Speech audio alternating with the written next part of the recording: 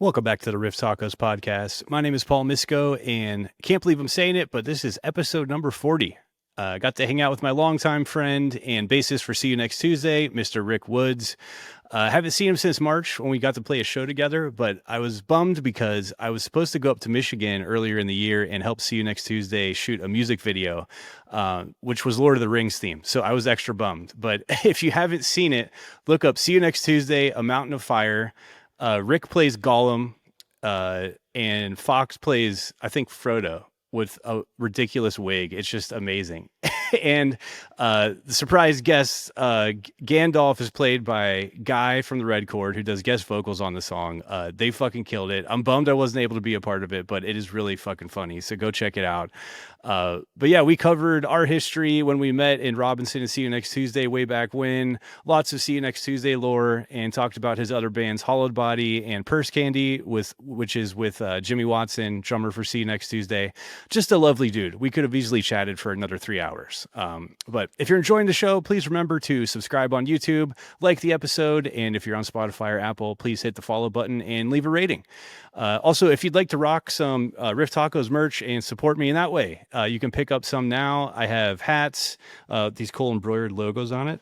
The hoodies from Independent Trading Co. Super comfy. Teas, coffee mug. But that's all available at the link below in the description, or you can just head to rifftacos.com.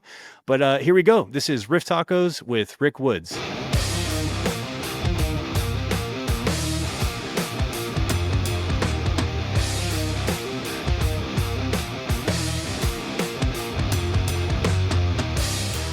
The Billy one was fucking great.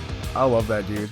Dude, he's great. That was definitely one of my favorite ones. We had a great conversation, and I was still like figuring out how to. I think he was my second guess, or no, third, because Jimmy was second. Yeah. Yeah. Yeah, but thank you for doing this. I appreciate it, especially on short notice. Yeah, I was going to hit you up, I think, like second week of October, and then they had to reschedule this week, and I was like, I'm going for Rick. I mean, I wasn't doing shit, so it worked out great. Yeah. So what's been up, dude? I haven't seen you since, what was that, January, February? When we played in Columbus? In all fairness, I have little to no recollection of the night. Drink too much? Oh, yeah. The last 2 times I've been there, I've been blackout drunk. Like, I don't even remember playing. I'm too old to play drunk, so now I save that for afterwards. But at this point, it's the go-to. Yeah, like I used to be able to do it pretty well.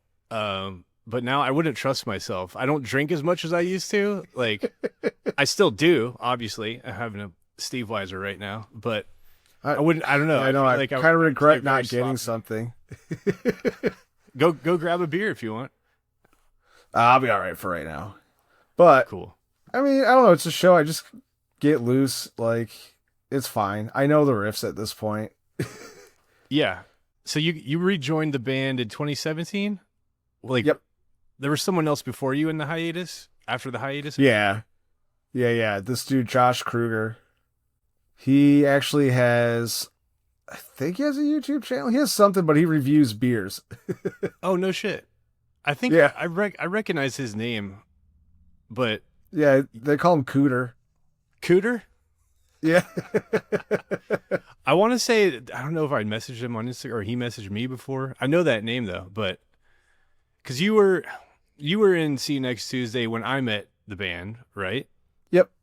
And was he in it before you two? Or I was trying to look at the wiki and figure out everyone's like...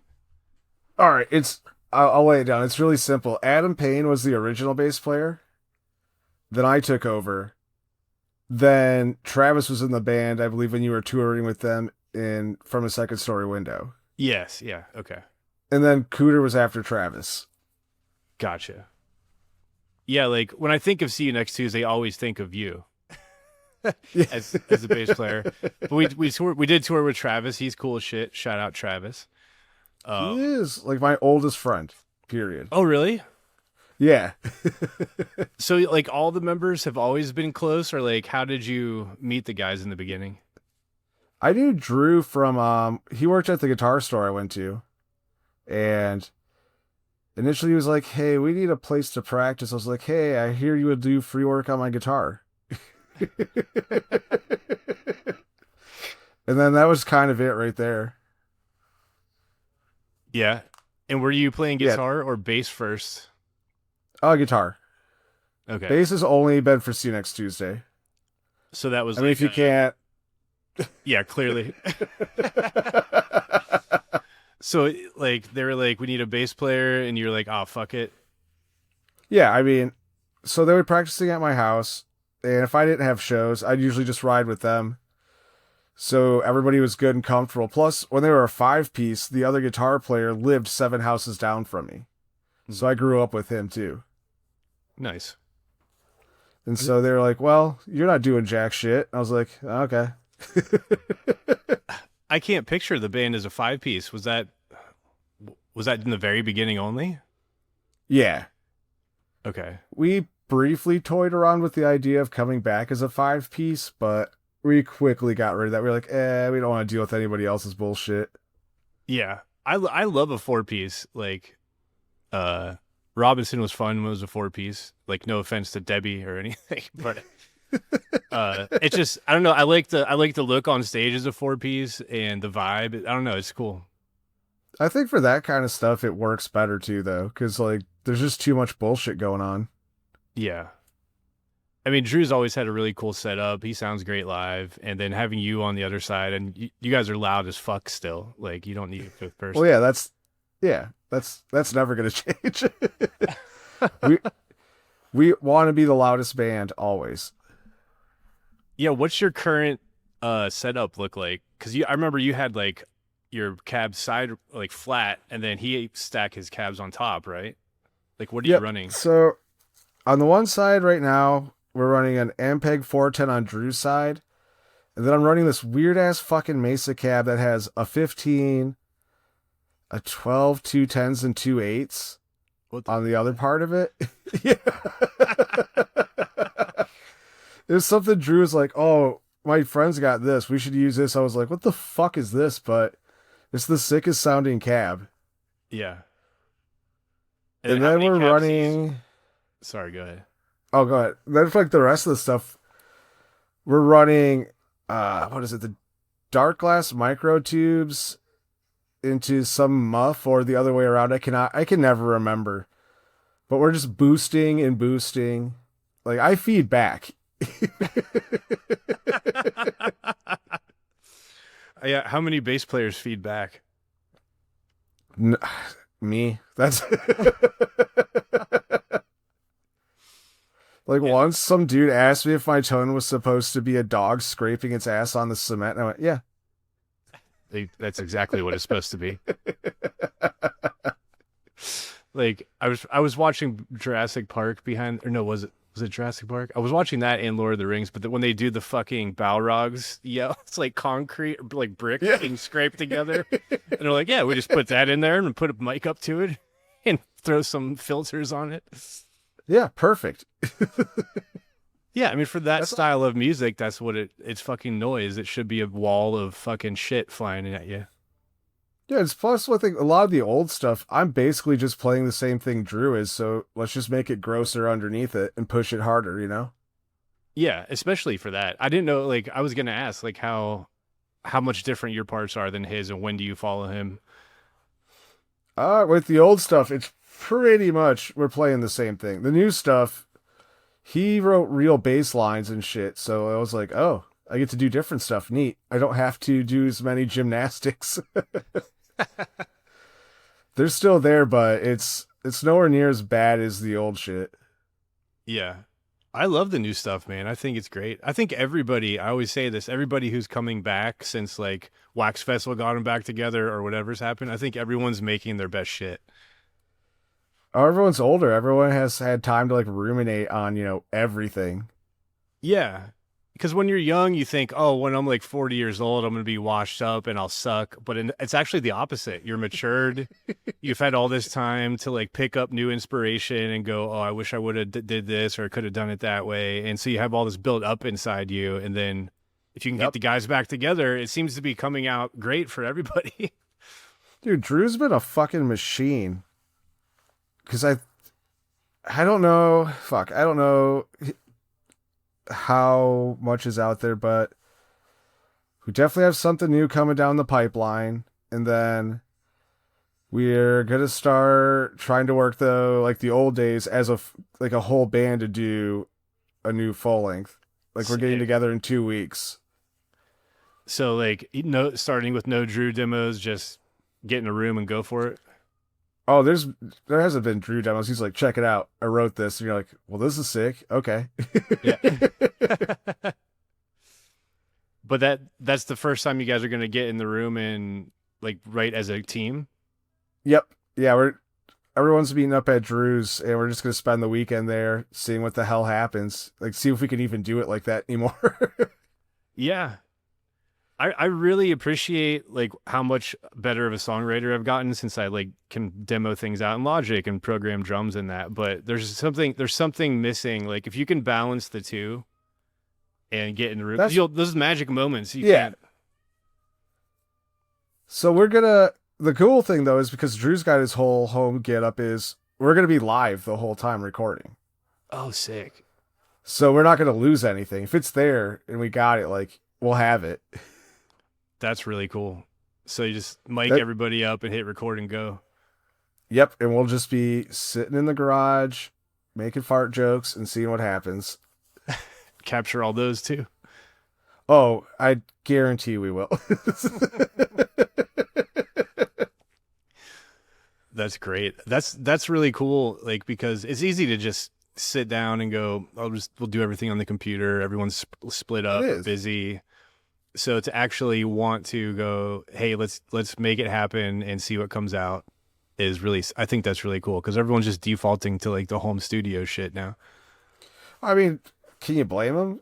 No. Like you can't see my desktop, which is like, granted, it's a mess of cable right now for this, but you know, I've got a quad Cortex over here. I have my actual dual rec that I run into a reactive load box into my interface. I have an extra ADAT interface just so I don't have to unplug shit. Like everything. Yeah. And then 2 like Foxes. I've got stuff I've borrowed from Fox to play around with for other shit. That's like modular shit. So why would I not just sit in my little fucking room by myself? Yeah, I mean, you could definitely be a one-man band now, and that's what I'm kind of doing that with Mike right now. Like, he's just doing vocals, I'm doing everything else, and it's just for fun, and if people like it, cool, maybe we'll play a show one day. Like, but zero expectations. I have 2 bands like that right now. Yeah, the Purse Candy and Hollowed Body? Yep. Yeah, I wanted to, because, like, I saw your last Hollowed Body release was, like, 2022. Sure. Yeah, I listened to it today on Bandcamp.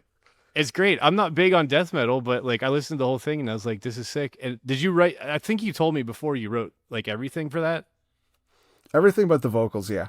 Okay, sick. But I saw you have pictures with like a full band. So did you like put together a team after put together? We did have a full band.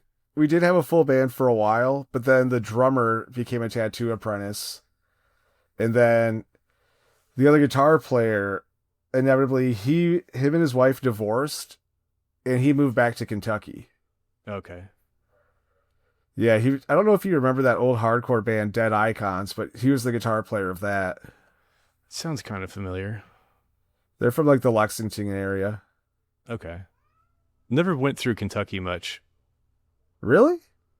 I mean, we passed through it, but I remember playing like one show there, maybe. But the only memory of Kentucky that I have is with Robinson. We pulled into a rest stop, and I was sleeping in the back with Greg, I think, and then Jeremy and Mike went inside, and they were just like, you know, it's like a log cabin like type rest stop. I wake up as they're getting back in the van, and they like close the doors and look at each other, and Mike just goes, "That's the most Kentucky fucking place I've ever seen in my life," and Jeremy goes, "Yep."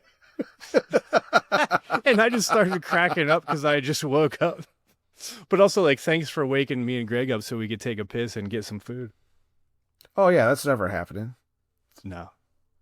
Dude, they forget me in the back of the RAV all the fucking time. Yeah, that is brutal that you guys are touring in that.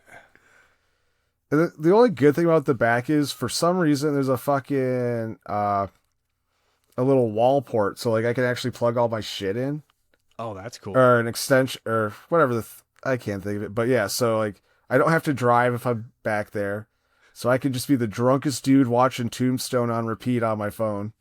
How much space? Because like I think was it Fox that told me about that? Like they just put you in the back. Like, Yeah, there's are you like sealed so off? I don't know how a RAV works. Like, kind of like the back seats. There's like a little spot in the center where I can poke my head out. and you're just in your office back there. Yeah, like I have some lawn chair pads, so I'm not just flat on the ground. But what's brutal back there is if you hit a bump, I'm coming off the ground. Like I'm not. I'm in midair. That sucks. How many people does it fit? It should fit 4. We have 5. Oh my god, that's crazy. You guys are fucking brave for like how long was your longest tour since you've been touring in that? Last year, I think we did 15 days, 17 days. I don't know. So somewhere like the 2-week area, 2.5-week area, Yeah. whatever that was. But we did do a drive from Houston to Tampa. Oh my I god. think that was 19 hours. Fuck. I would have just been like, no fucking like I don't know. I would be willing to tour again if like if everyone was capable of it, but I don't know like if my 40-year-old body or mind could handle that. It as a whole, it wasn't terrible. It's just I can never sit fully up, or I can't lay fully down. Yeah. That that's after hours of that's like a torture chamber. You can't stretch out completely. Hey friends, if you're enjoying the show, quick reminder to hit the subscribe button and like the episode on YouTube. If you're listening on Spotify or Apple, please follow the show and leave a quick rating. It really helps me out a lot. And if you know someone who'd enjoy it, please share the episode with them too. Thanks so much. All right, back to it. No, but Drew's got a small bladder, so we stop pretty often for him to piss. So I get out, I too, smoke. so I hear that. It works out. Like it's been worse. Yeah. Was that tour was that earlier this year or last year? Last year. Okay. These 2 years are blending together for me. Trust me, I understand. It's been weird. How does that tour compared to like your tours back in the day? Like how have the shows been? The shows now are honestly, as a whole, usually good. Like they're usually really good. It's weird, like getting paid. Yeah. Actually making money. Like, yeah, we didn't like, lose on this one. We stay in hotels every fucking night. That's the dream. It honestly, as far as this shit goes, I can't ask for much more other than, stretch my legs out. Yeah. I like there were times back in the day where you couldn't afford a hotel, you hadn't showered in a couple days, and it's just like whose house in the crowd can we stay at? Like the singer's just like, oh yeah. And I remember doing it all the time, and it was fun back then because everything's an adventure, and you never know what the fuck's gonna happen. Yeah, you don't have like sciatic nerve issues in your back. Yeah. Yeah, I don't know what. Go ahead. Oh, go ahead. No.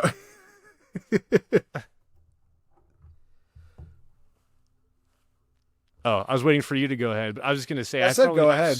I have so much, like some kind of damage in my neck or like upper back from all the head banging and sleeping in vans and shit. And like, if I just turn it just cracked right now. I can always hear I can do the same thing. Crunching, like in my ears, like it's like gravel in there. And I should probably go to a chiropractor for some relief, but just get an inversion table, hang upside down for a while. Yeah, I'd like to try that. Dude, every time I do it, I'm like a half-inch taller. It's awesome. I've been doing yoga for the last like 3-4 years, just a couple times a week, and I swear to God that shit is magic. I always like wrote it off. I was like, that's just gay stretching, but it's awesome. I did the same thing until I actually went and did it, and I was like, oh, I don't hate this at all. I need to Yeah. get back to doing it more, but yoga All my kind of lower rips. back pain went away, like from sitting in this desk all day or playing video games all night. Like I felt so much better. So I've been sticking with it. Do you go to a place or do you just do it at home? No, just at home. I have a mat. I'll lay it on the floor behind me. And I used to watch like YouTube videos and just once I learned enough poses that I liked, I just like made up my own routine and just stuck with the shit that made me feel good. So I just do that. Do you ever go to a place though? Because that shit's hilarious. No, I haven't. I've been invited, I guess, a couple times, never wanted to. And I know Rob goes to a place here, like down the street, but like, I'm just like, I don't know. I'm not into like team stuff. I don't want to go be in a room with Yeah. people and like, I don't know. Well, the one time I did it, there was nobody there but me and my buddy who took me, and I think it made it worse because there's just some lady being like, "Breathe in, exhale all your negative." I'm like, "Shut the fuck up! Just show me a cool stretch." Yeah, if it's They're- too like that, I don't know. yeah, they're playing the worst music I've ever fucking heard.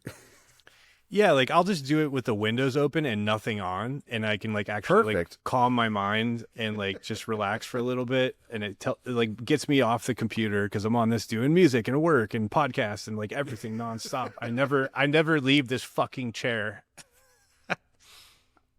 Dude, I know you're doing work over there though. Thank you. Yeah, it's nonstop. I don't have weekends anymore, but it's been really cool to like see it actually grow and people give a shit and subscribers. Dude, it's been rad to watch it though too. Yeah. Every week you have something new and it always lines out and rolls out so well. Thank you. Yeah, I mean, finally, like all the social media work I did for years, like paid off for something that I did for me instead of like some like like I worked on plush toy accounts and musicals and all, which is really cool. Like I'm thankful for all that stuff, but like it's nothing I'm really ever into. So to be able to do it for myself and go, oh, I have all these skills now with graphics and video editing and stuff. So thank you. It's been Right. cool to see. Well, like I said, you're killing it. It shows. It's only getting better, I bet.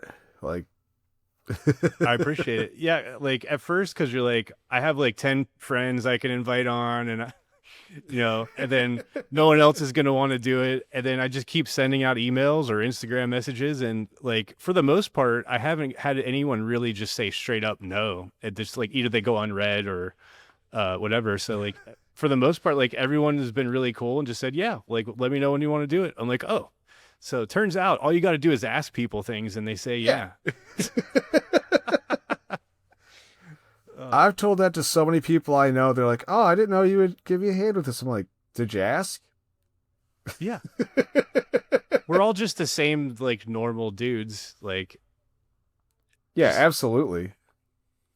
yeah, like I've been nervous to like reach out to some people, but then they're always cool as fuck. I was gonna say, why? You're a cool guy. You got cool bands. I don't know, probably just the fan in me, not like nervous, like they're, you know what I Yeah. mean? Like, I do. yeah, like I emailed Ben from Converge. Like I wanted to have him on. I love his social media stuff he's doing. And like I didn't hear back and I was just like I wasn't bummed, but I was just like nervous sending out the email. Like it's just funny how you feel. Right, because it's especially when it's essentially an anonymous email. What's there to feel nervous about? But you're like, Yeah, because I know we played one show with him back in the day. I know he has no idea who I am or if he remembers Robinson or knows Fastwell or anything, so it's just like you have to like explain who you are. It's just funny, like you always feel like a dork introducing yourself no matter what. I think you guys played with them the same summer we did. It was '06, Yep. the first day of our tour. Because I remember seeing you guys again. Everybody had a Converge shirt on. Yeah, so what record was that? You Fail Me? No, that was later. No, maybe I don't know. To be honest, I had a bad experience with their guitar player at that show, so I quit listening to them. Oh no, fucking Kurt or the other one? Yeah, no, Kurt. Ah, shit. What happened? So I was just like, well, he was just saying a bunch of goofy shit, being like, just talking shit about how I played bass, how I don't need so many strings. And Drew was like, he uses them. He goes, who fuck cares? I'm like, cool. Well, I guess I'm just not going to listen to you guys anymore. Oh man, he wasn't like fucking around, or was he being No, analytical, like he was, like producer guy? as far as I could tell, he was being dead serious. So it's a huge bummer. That's weird. I've never met him. I don't remember talking to him that day. I remember talking to Ben. He was super cool. He like commented on Jeremy's drumming. And then Yeah, those dudes were cool as shit. Like they sat and watched. Like I remember them being off on the side of the stage. I was like, well, that's really nice of them. yeah. Yeah, But I've always seen like I watched a lot of like Kurt's videos or in studio stuff. He always seems like really funny, and the dudes in what was the band I had on earlier this year? I'm blanking right now. Super cool 3-piece. I've too many episodes. But they did a full in studio like video with him. They said he was like a funny like soccer dad making jokes all yeah, the time that's and shit. Yeah. I've heard nothing but good things, so I don't know if like he just hated us or what. Because I didn't really have any other interaction. So Yeah. Who were some of your like influences like back in the day? Like who were your favorite bands? for like this kind of stuff, it's kind of still the same stuff. For like Cephalic Carnage, Origin, Converge was one of them. Ed Gein. Yeah. Just Drew showed me a bunch of stuff and it blew my fucking head off. Dude, Ed Gein were like heroes back in the day. I always wanted to tour with them. We played one show with them, I think. We played, I think, like 4 or 5 shows with them the span of like a summer. It seemed we played with them a bunch out of nowhere. It was really fun though. Yeah. They were super cool guys. What's the guitar player's name? I couldn't tell you to save my life. But they're from Syracuse, right? Yeah, I think Yeah. so. I know they're in the Hellfest DVD. That shit cracks me up. Like they're in the pit while the Locust is playing. That's awesome. They're the dudes dressed like the with the cardboard bug get-ups on. That's Ed Gein. Yeah. Oh, okay. That's fucking hilarious. Yeah. Well, I'm so bummed I can't remember his name right now. He came to the studio when we were recording Conversations and hung out for a while. And so I Oh, was like, that fucking rips. yeah, super nice guy. And like, I always loved their sound. It was so raw and like punk rock for whatever the fuck, you grind it is, whatever it is. Yeah. But they're like one of the That OGs. band ripped.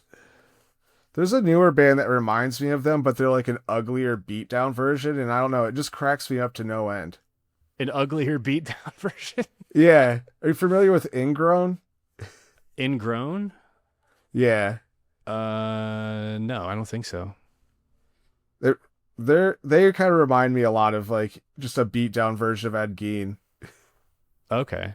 I'll have to check. They also happen to be a 3-piece too. We need a 2025 Ed Gein release. Phew. I wonder what that would even fucking look like.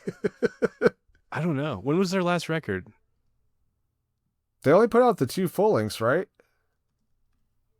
Yeah, I just can't remember what year the last one came out. Oh, Jackal Maybe- Twins was the other 3-piece I'm thinking of. I had to remember Okay. the name because they were such cool guys. I felt bad. It's like my mind is just shot after sitting here all day, and then I got to get on here and talk like I'm a real person. 2011 was their last ones. They had Okay. Bad Luck, then Judas Yep. Goats and Diesel Eaters, and then It's a Shame. Was that their... Okay, so 3 full lengths, or I guess maybe that's an EP. Okay, that's more than I thought they had.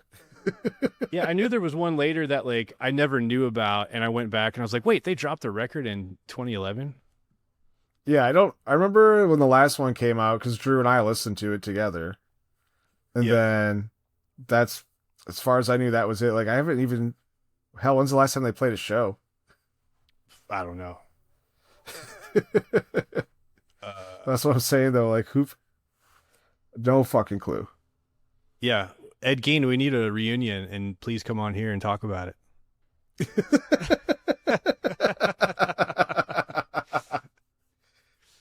I want to see Ed Gein and See You Next Tuesday on tour next year.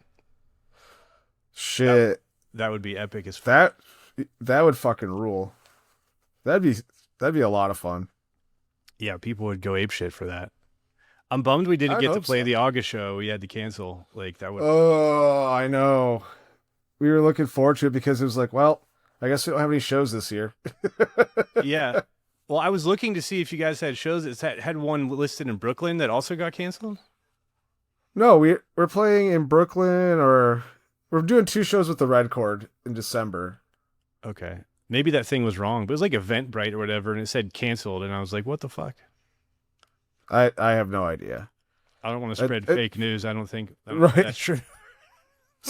So much of how like See You Next Tuesday works at this point, Drew just goes, "Hey, be here this time, this place." Okay.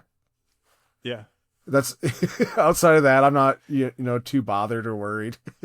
That's great. And then with sitting next to Fox every day, one of us will remember.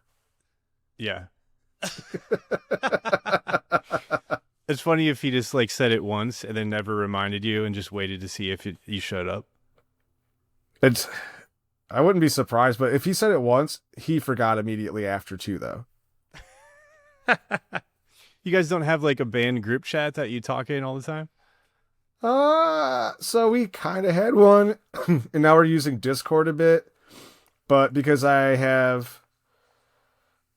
don't know, I'm in like 5 other Discord things, so I just turned all the notifications off, so I just kind of check it once a day, call it good. I never got into Discord. Like I've used it for a couple things, but like nothing ever consistently. I need to like, I don't know. It's more for like, well, the Guys in Brutality podcast, they have one. I joined it and I hopped in and chatted for like a day or two. And then I just forget about Discord. It's never become part of my thing. I've tried to check it a little more often just because like for band stuff, it works out really well. Cause it's like, okay, here's a general discussion, recording shows, everything's like so broken down. Mm-hmm. That way it's not like some shit show group text. Yeah, that is nice. And if you wanted to, you could have different, what are they, channels, rooms, whatever. Yeah. Where you're like, I'll drop all the show shit in here so it doesn't get buried. Yep. Yeah. It's working pretty good for that. I just should check it. Discord is way better than Slack for that. You ever use Slack? No. I use Slack for work. Most of that professional stuff, I have no idea about because I haven't had to do anything like office-y shit or yeah, you know what I mean? Yeah, I'm in Slack for work, and it's kind of like a mess compared to Discord. Like the threads are all like these things get buried, and I can't find anything. And like I've been in this fucking same like company chat or whatever for like 7 years now. I still don't know how to use it. But Discord is beautiful. I'm like, we should switch to that. It's some shit I do too for like local government stuff. Kind of, we're getting everything switched over to that because it's easier to talk to everybody that way too. What are you, the fucking mayor? No, but that's the joke. So there is it's not like a real governing body, but this area of Lansing has like a little local government thing that helps put on like all the little festivals or helps coordinate it. It also, I'm trying to think of how to put this. The money that funnels into that goes right directly to this community. So like all the trash pickup for like all the public trash cans, snow removal, things like that. And like I said, all the little festivals down here. It kind of takes care of that stuff. That's cool. It's kind of like a city council type thing. Yeah, like city council adjacent. City council adjacent. Well, we have to deal with them, and so yeah. So it's adjacent. Like it's weird too because the city of Lansing does not give a fuck. What do you mean? Well, we're like, hey, we need, it'd be nice if the city could help fund part of this. They're like, oh, you guys are doing great. You don't need any help. Go fuck yourself. And it's like, okay, I guess we'll figure out something. You guys don't need any money. You're fine. Oh, your neighborhood looks great. It's like, yeah, because everybody's like bending over backwards. And so, where's Drew? Is he? He's about almost 2 hours northeast of here. Okay, but you and Fox live there. Yeah. Okay. Fox and I live like 3 or 4 blocks apart. Nice. It's a 10-minute walk. How far are you from work? 4 minutes walking. beautiful. I pretty much never drive. That's half the reason I haven't been able to listen to this more is because 4 minutes is most of my day, and then the longest I'm moving around is 8 minutes, and that's to go to the bar half a block down from the shop. Yeah. I mean, to enjoy a long form podcast, you need something like I sit here and work all day, so I listen to podcasts. I don't drive either, though. Like I barely listen to music like I used to because I used to listen in my fucking car. Yep. And I go like, wait a minute, I run a music shop. podcast. Like I should be listening to music way more often. I'm like, why don't I? I'm like, oh, because I don't fucking drive anywhere anymore. Yeah, we listen to it at the shop because it's stuff to have on. But when you've been there all day, the last thing you want to do is come home and listen to music. Yeah, and who picks? That's why I do like a long form podcast. It doesn't really matter. Everybody just kind of picks whatever. Yeah. Do you have like a rotating playlist that you get sick of, or is it always different? Kind of, because everyone's lazy and like we like purposely don't go out of the way to listen to heavier music just because like Lansing's the capital of Michigan, right? Mm-hmm. So a lot of our clientele end up being like 55-year-old white ladies. Yeah. They don't want to come. I don't think scared. Yeah, they don't want to listen to Cannibal Corpse or shit like that. I mean, I don't either. Bummer. Honestly. They should. You should too. They got riffs. They do have. I mean, they're the OGs, fucking. And they're still fucking doing it better than anybody. Yeah. Respect the neck. All right. So there was one time I had an opportunity to meet Corpse Grinder, and I fucking blew it so bad. Oh, no. Okay, so a buddy of mine guest listening to the show because he was friends with another band on that tour, and we were sitting in their bus just getting fucking hammered. I go to walk into the venue. They're like, hey, let's go get our passes. Then we can go do whatever, but we got to go do that now. I'm like, okay. And I'm stumbling out of the van. I'm like, holy shit, it's fucking Corpse Grinder. And they're like, go meet him. I was like, dude, I'm way too scared. Look how big his fucking neck is. And he heard me. It just gave me the dirtiest fucking look. Oh, no. And I felt so bad. And he just walk away or what? Yeah, he just was just like, ugh. I was like, oh, hell. Well, there goes that. It's funny because, like, I don't know how many, like, people outside of our world know that he's, like, a sweetheart and he, like, right. does all this, like, charity work for kids, for toys and stuff, right? Yeah, just super generous, super kind dude, and he was like, greeted to Detroit with that. You're just like, ew, gross. But dude, like his neck is literally as wide as I am. Like it's fucking insane. Yeah, I mean, if you didn't know him, like that's and he's up on stage, like I don't know, it's a scary dude. He's huge. He's a giant fucking dude. Like, yeah, is he really tall too? I've never seen him in person. Yeah, he's a tall fucking guy. Like he's just big. Yeah.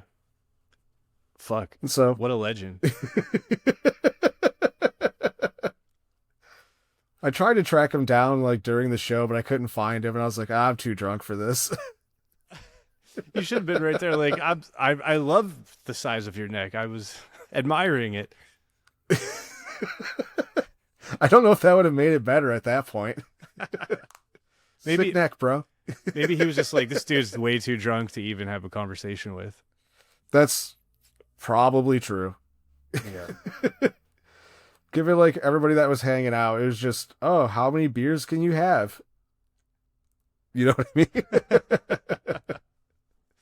Well, and then everything's free.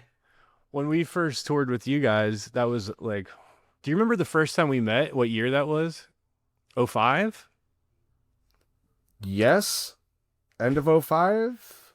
Something Middle like of 05? Yeah. Yeah, that feels right. Yeah. 20 years ago? Yeah, it's absolutely insane. Because I feel like, I know we did like the full tour with you guys, but I feel like we did something before that too, like a little weekend run or something. or I could be totally wrong. I know. Okay. I know you guys spent like a week at my mom's house with us because the blue van, or no, the blue van died, and then you took Mike's mom's van, and that died.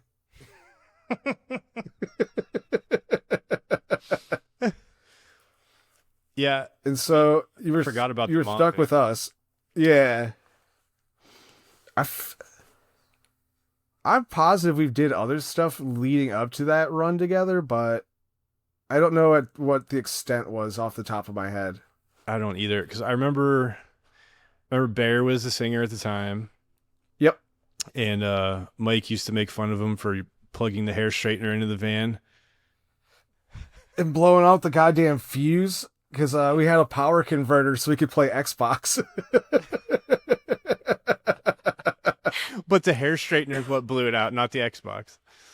Correct. Well, yeah, it was too much of a load or whatever, and it would, like, if everything's running at once, it'd blow the fuse. Yeah. What's Yeah, Bear we up just to got really now? good You at talk to him? stealing them. It's been a minute, but he's just being a dad. Yeah. He's got like 2 kids. Nice. He comes out every once in a while. Like, I get to see him maybe like once a year randomly. Right. Yeah, I feel like you guys were like the first band we met. We're like, oh, they're like us. You know, like Yeah. we're both making weird ass shit that no one's like really ever heard before. And this actually fits. You know, we're coming up in the MySpace days. Like it was. That is the fucking wild west of the internet. Yeah. But yeah, I agree completely. That's why I don't know. That shit was a lot of fun. It was. It felt like Faswa. We all grew up together, and like they were like a level above us doing these bigger tours and shit. And then like we always felt like we don't know who are we gonna tour with, like with our music like this. So like meeting you guys and then like finding other bands like that. Like Sawtooth was already broken up by this time, so we couldn't tour with them. And like seeing all these bands emerge, and you guys were like just instantly like, oh, these are like our brothers. We're gonna have a great fucking time. And we partied hard and did the fucking battle sets, which I want to talk about too. Oh, I've been waiting for it. But before though, did you guys ever tour Tower of Rome at all?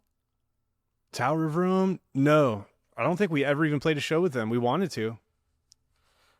That would have been like the dream lineup back then. Would have been us and Tower. Yeah, for sure. Where were they from? Chicago. Yeah, I was gonna say New York or something, but I'm totally pulling that out of my ass. You know, they were sick. There was like who else am I thinking of? That was kind of in that vein at the time. The Great Redneck Hope. No, but yes, them too. I can't remember. I have this name on the tip of my tongue that it's like I probably haven't said in 15 years, but yeah, them. And then like when DeBello came up and like Destroyer and like all those like that, like we had such a cool community there. There was Me and Him, Call It Us. Yep. They're from Florida? Georgia. Okay. Close enough. Yeah, basically the same thing. I remember I think we played a show with them and stayed with one of those guys somewhere. I don't know. Every fucking tour blends together, and I mix fast with stuff with Robinson's stuff. Because it was cool to like join FASWA, and then we toured with you guys again, even though you weren't in the band at the time. Right. But it makes it really easy to transition. Yeah, it was like, oh, that tour was so fucking weird too, because it was like us, See You Next Tuesday. There was like a pop punk band on it too, Chasing Victory. And holy shit. Okay. it was a very weird lineup. I think we were headlining that one maybe. I'm like, what the fuck is happening here? But that was back when they used to pile in like 7 bands on one bill for no reason, and every day was excruciatingly long. I love the new format of shows. Here's 3 bands. Cool. Yeah. I'm home by 10:30. Yeah.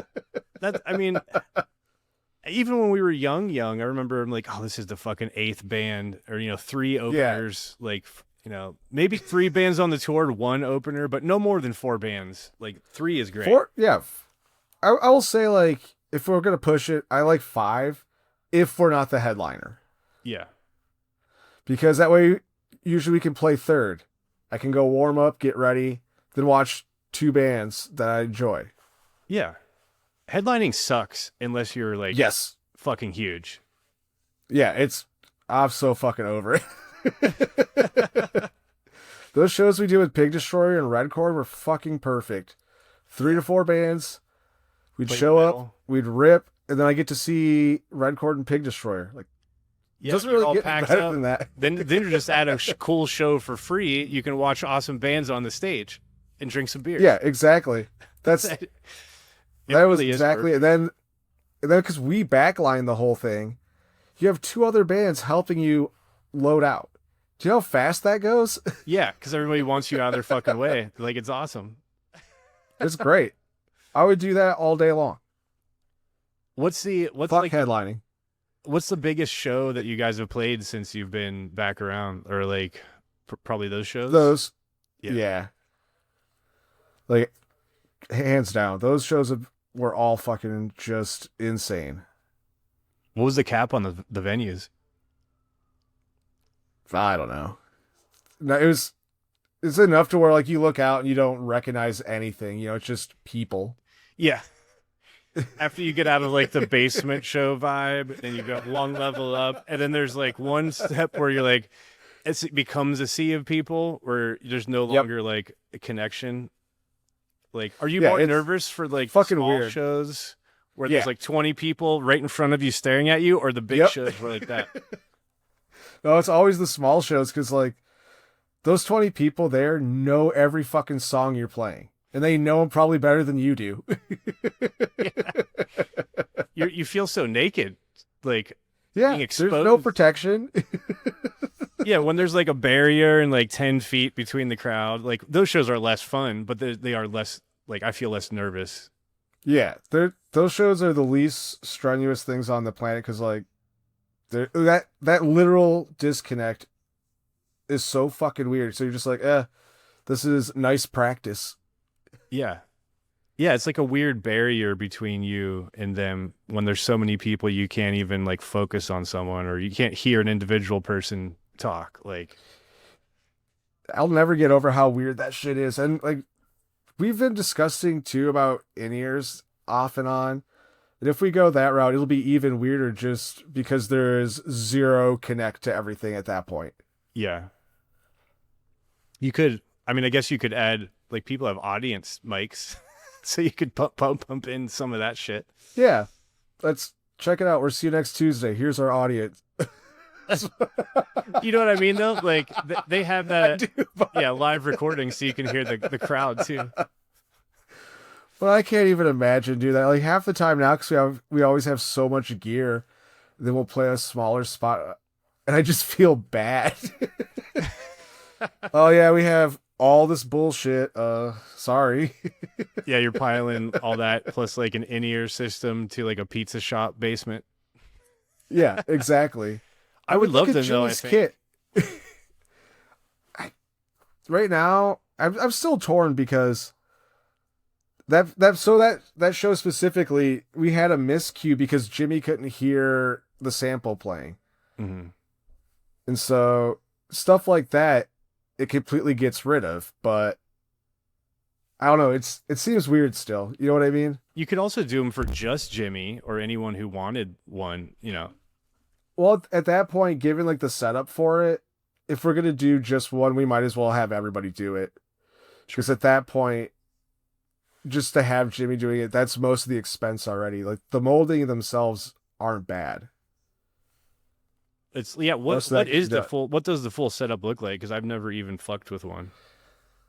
From what I remember, so I'm sure people will bitch about it on the internet, but I know you have like your own PA. You have what sends the signal to everybody's individual setup. That I know they can all have their own individual mix, but you also have to be able to run to the front of the house and just get straight what they're getting, untouched by them. Gotcha. So you have to like have a rack mount, total separate road case for everything. Yeah, pretty much. It's a lot. I would like it because like some stages have great stage sound, and do you wear earplugs? I do now. Yeah, I've always worn earplugs. I was always scared of losing my hearing. So like if you have bad stage sound and you wear earplugs, you ain't hearing shit. So all I'm doing is trying to pick out the snare Yeah. to like know where I'm at. So that would, that would be great to always hear everything clearly, and everyone can have their own mix. So you can be like, I don't want any fucking this or that. It's funny because for the most part, I don't really want anything other than kick and snare and a little extra Drew just if I'm moving around. So that way I have them, on each side, but I don't need to hear myself. So that's also partially like, do I need it? It seems convenient, but I don't know. It sucks there's not an easy way to test run it. Yeah, because like, how do you test it without buying it? Yeah, I mean, you could sell off some of this shit, but if I spend a bunch of money to get like a nice molding that's noise canceling and all that stuff done, I can't go, here's my old in-ears I don't like. Who wants to buy this shit? Right. I don't know. I think you might not, until you play a show with it, you might not understand what you really like about it. You're like, oh, I didn't expect to enjoy this aspect of it. Like, I don't know if I'd want click, but it would be nice to have a good mix of everybody. If everybody was playing to the click, I'd be fine with having a click. Yeah. But because I have the home get up, I played with a click constantly, so at this point it's just kind of normal. Yeah. Could you do all your songs to clicks? Are they all recorded to click? I think a lot of the new stuff can be. Yeah. Most of it.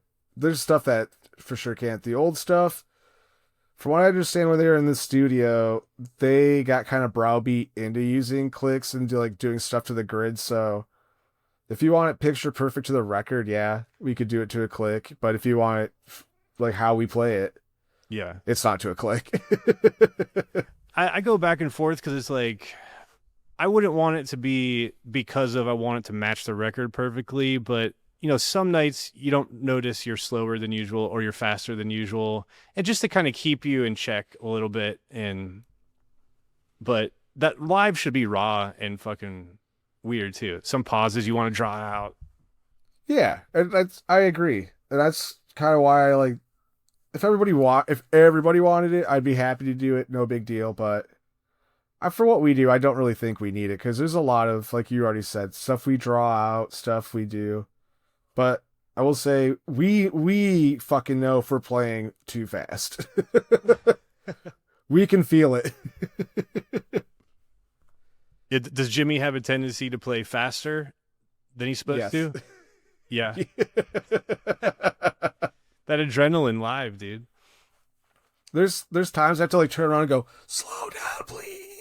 Because we're just fucking dying.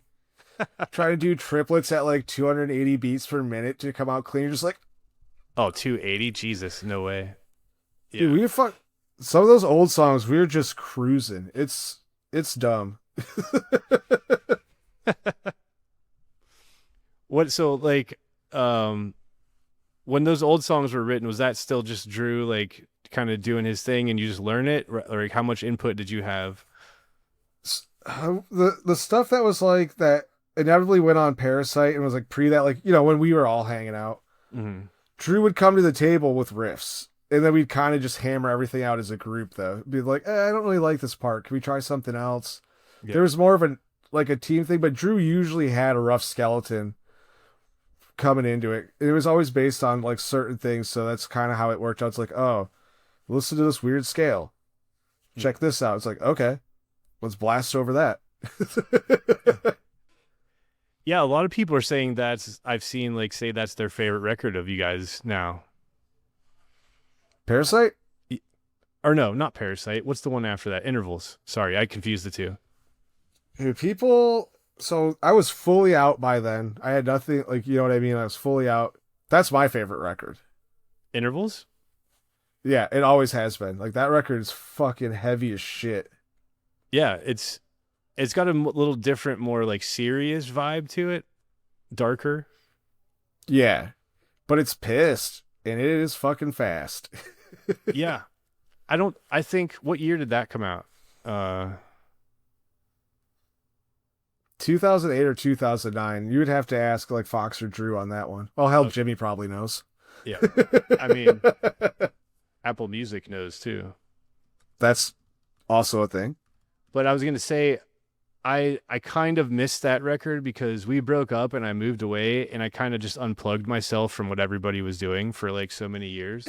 So I don't. Was that when you were in California? Yeah. Okay. 2007 or no, 2008 was Intervals. Yeah. Okay. So we Yeah, broke then up they in went on 08. hiatus and they went on hiatus in '09. Gotcha. So I think I put on Intervals for the first time, like all the way through like last year or something when I was living in Texas and I was going on a walk and it was like hot as fuck. And I think I saw people like maybe it was a Wax Festival post or something, but everyone commenting like Intervals is like the greatest one.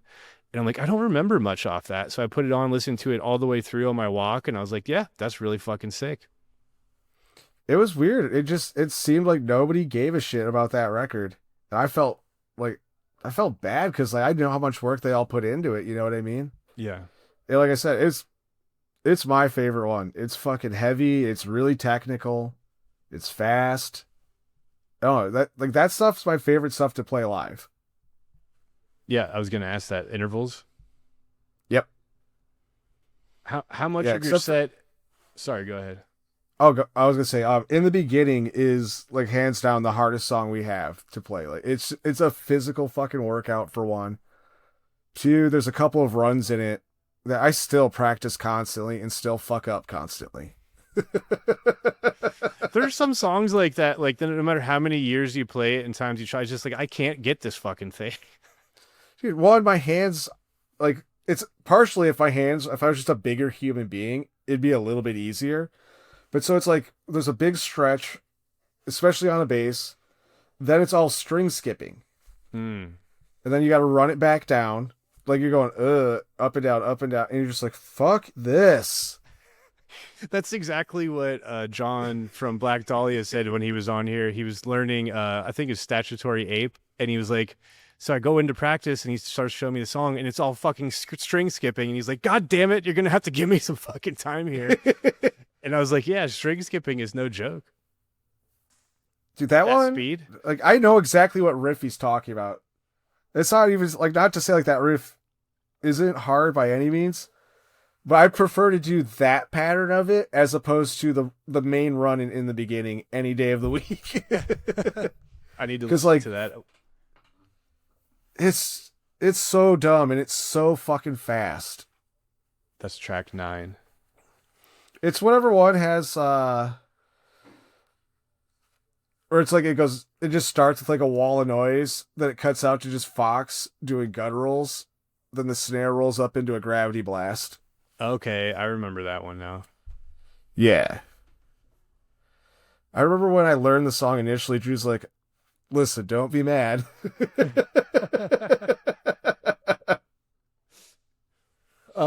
So Relapses was a bunch of remixes, right?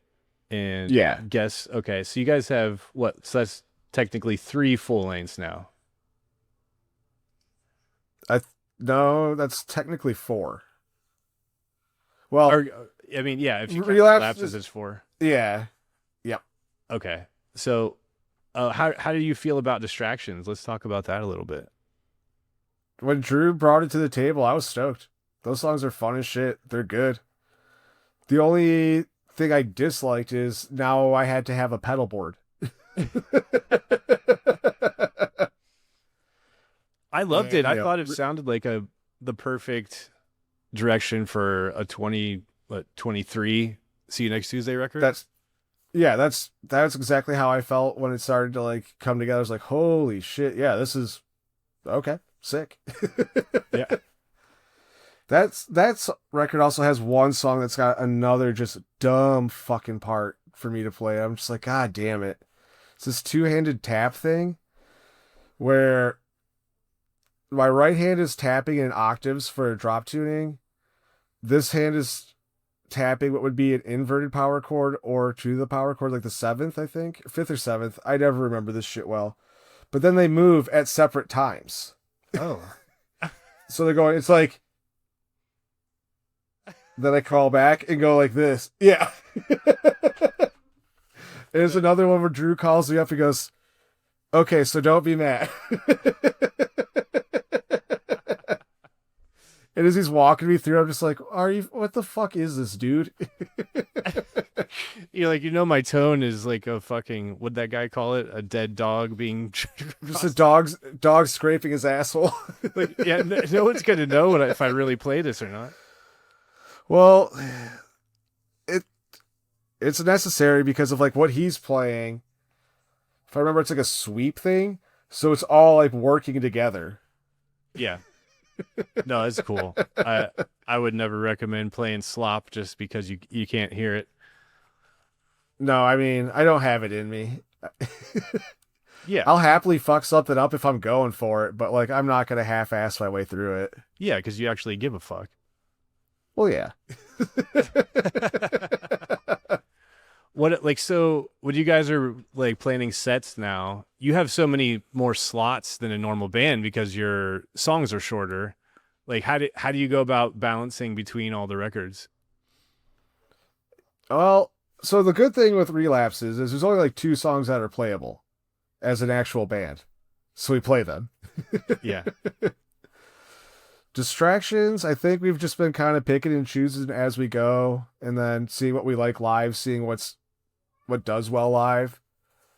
Then with intervals, if I remember right, that record is in like 2 or 3 different tunings, but one of which is a droney tuning. So we just don't play any of those songs. And then Parasite, we just kind of grip and rip whatever. Yeah.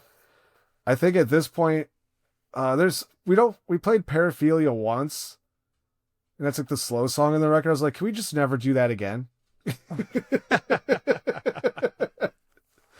I like that one. Like that's what everybody says. Everybody's like, play that song. I'm like, I get why, like, as the person in the band, it's like boring live, but I do like the song. everybody else seems to enjoy it. It's for as a bass song. It's Mm-hmm. and like with this band, I'm here to shred. So For sure. So yeah, like how many, like would you say it's pretty equally balanced then, or you Yeah. it's just that's cool. I keep trying to push for more intervals stuff, but Drew would need to buy at least one more guitar and then sit down and relearn all that stuff. Yeah, it's a lot. Yeah.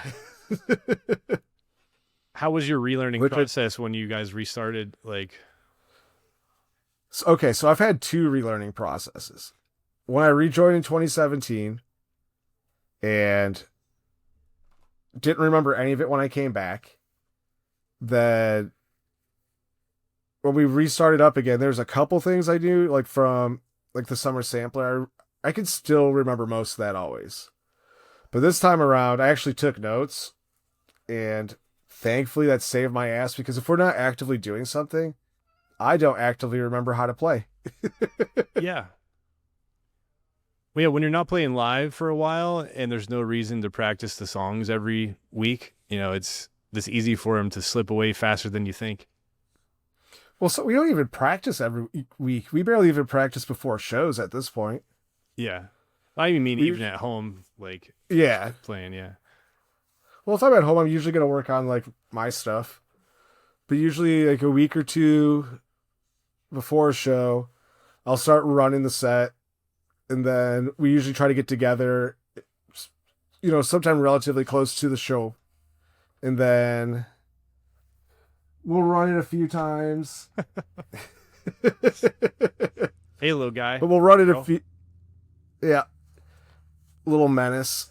But we'll run the show, or we'll run the set a couple of times, because it's like, okay, what moving parts do we have? Like, are there going to be samples? Where are our breaks? Things like that. Mm. But everybody's pretty good about practicing on their own in general. That's good. That's important at this age when you're not full time. Yeah, plus like with how far everybody lives away. Yeah. Yeah, Jimmy's how many hours away? About 3, but that's just because traffic in northern Columbus sucks. Yeah. Oh, that's not bad. I thought he was further than that. No. It's a fairly straightforward drive. Yeah, because I guess he's more in the middle of the state. We're on the eastern Yeah. side. So I always Well, think so because he's if so far Jimmy's south, it's a lot further. so if Jimmy's going to Bay City, then it's a 5-hour drive. Okay. That's what I was Whereas thinking. so like Lansing there, yeah, or to Lansing it's about 3, maybe 2.5, depending on traffic. But it's not terrible. Gotcha. So your next show is that Brooklyn one? No, I don't know if it's been announced yet, so I can't. I'm not gonna say anything yet, just because I don't know if it's been announced. Yeah. But we are. I'll say we have one more in between. We're trying to do a fundraiser, type deal, so we get a fucking van. Yeah, I saw that with you're selling shirts. Everybody go buy a shirt and help him get a fucking van. I'd like to stretch my legs out, but Yeah, he's riding in a trunk and they forget about him. Buy a damn t-shirt. It's weird though, because like the up and downsides are like if we have a van, we can play shows more comfortably. If we end up financing a van, we have to play more shows too. So there's a weird trade off to that. Yeah, because then you have a van sitting there you're paying insurance on and all that. Yeah. In which I'm not like playing shows is sick, but I also understand one, two of our guys, have paid time off stuff. They only get so much of it. Whereas Grant Fox and I, we can take off whenever we want. But him and I also run a business together. Yeah. So we also should be there doing that. Right. Because realistically, there's one other guy who works with us. It's like it sucks just being like, well, see you in a week. Yeah, for sure. Like it's hard to get out on the road and leave responsibility. Like especially like the guys in our band have kids. I can't even imagine that being like peace out for 2 weeks. Like, I'm going to go on the road. So it's really hard to justify that, especially when at our level, there's not really a financial incentive personally. Yeah, I mean, like I said, we get to stay in hotels. We get paid a bit. Like we walk away with stuff in our pocket. Like it's not a complete wash by any means. Yeah. But I'm not getting ahead doing it either. Yeah. Just kind of like breaking even at what you might miss at work while you're gone a little bit. Yeah. Maybe like the big tour we did last year, definitely we made some pretty good money. Like everybody got paid pretty good.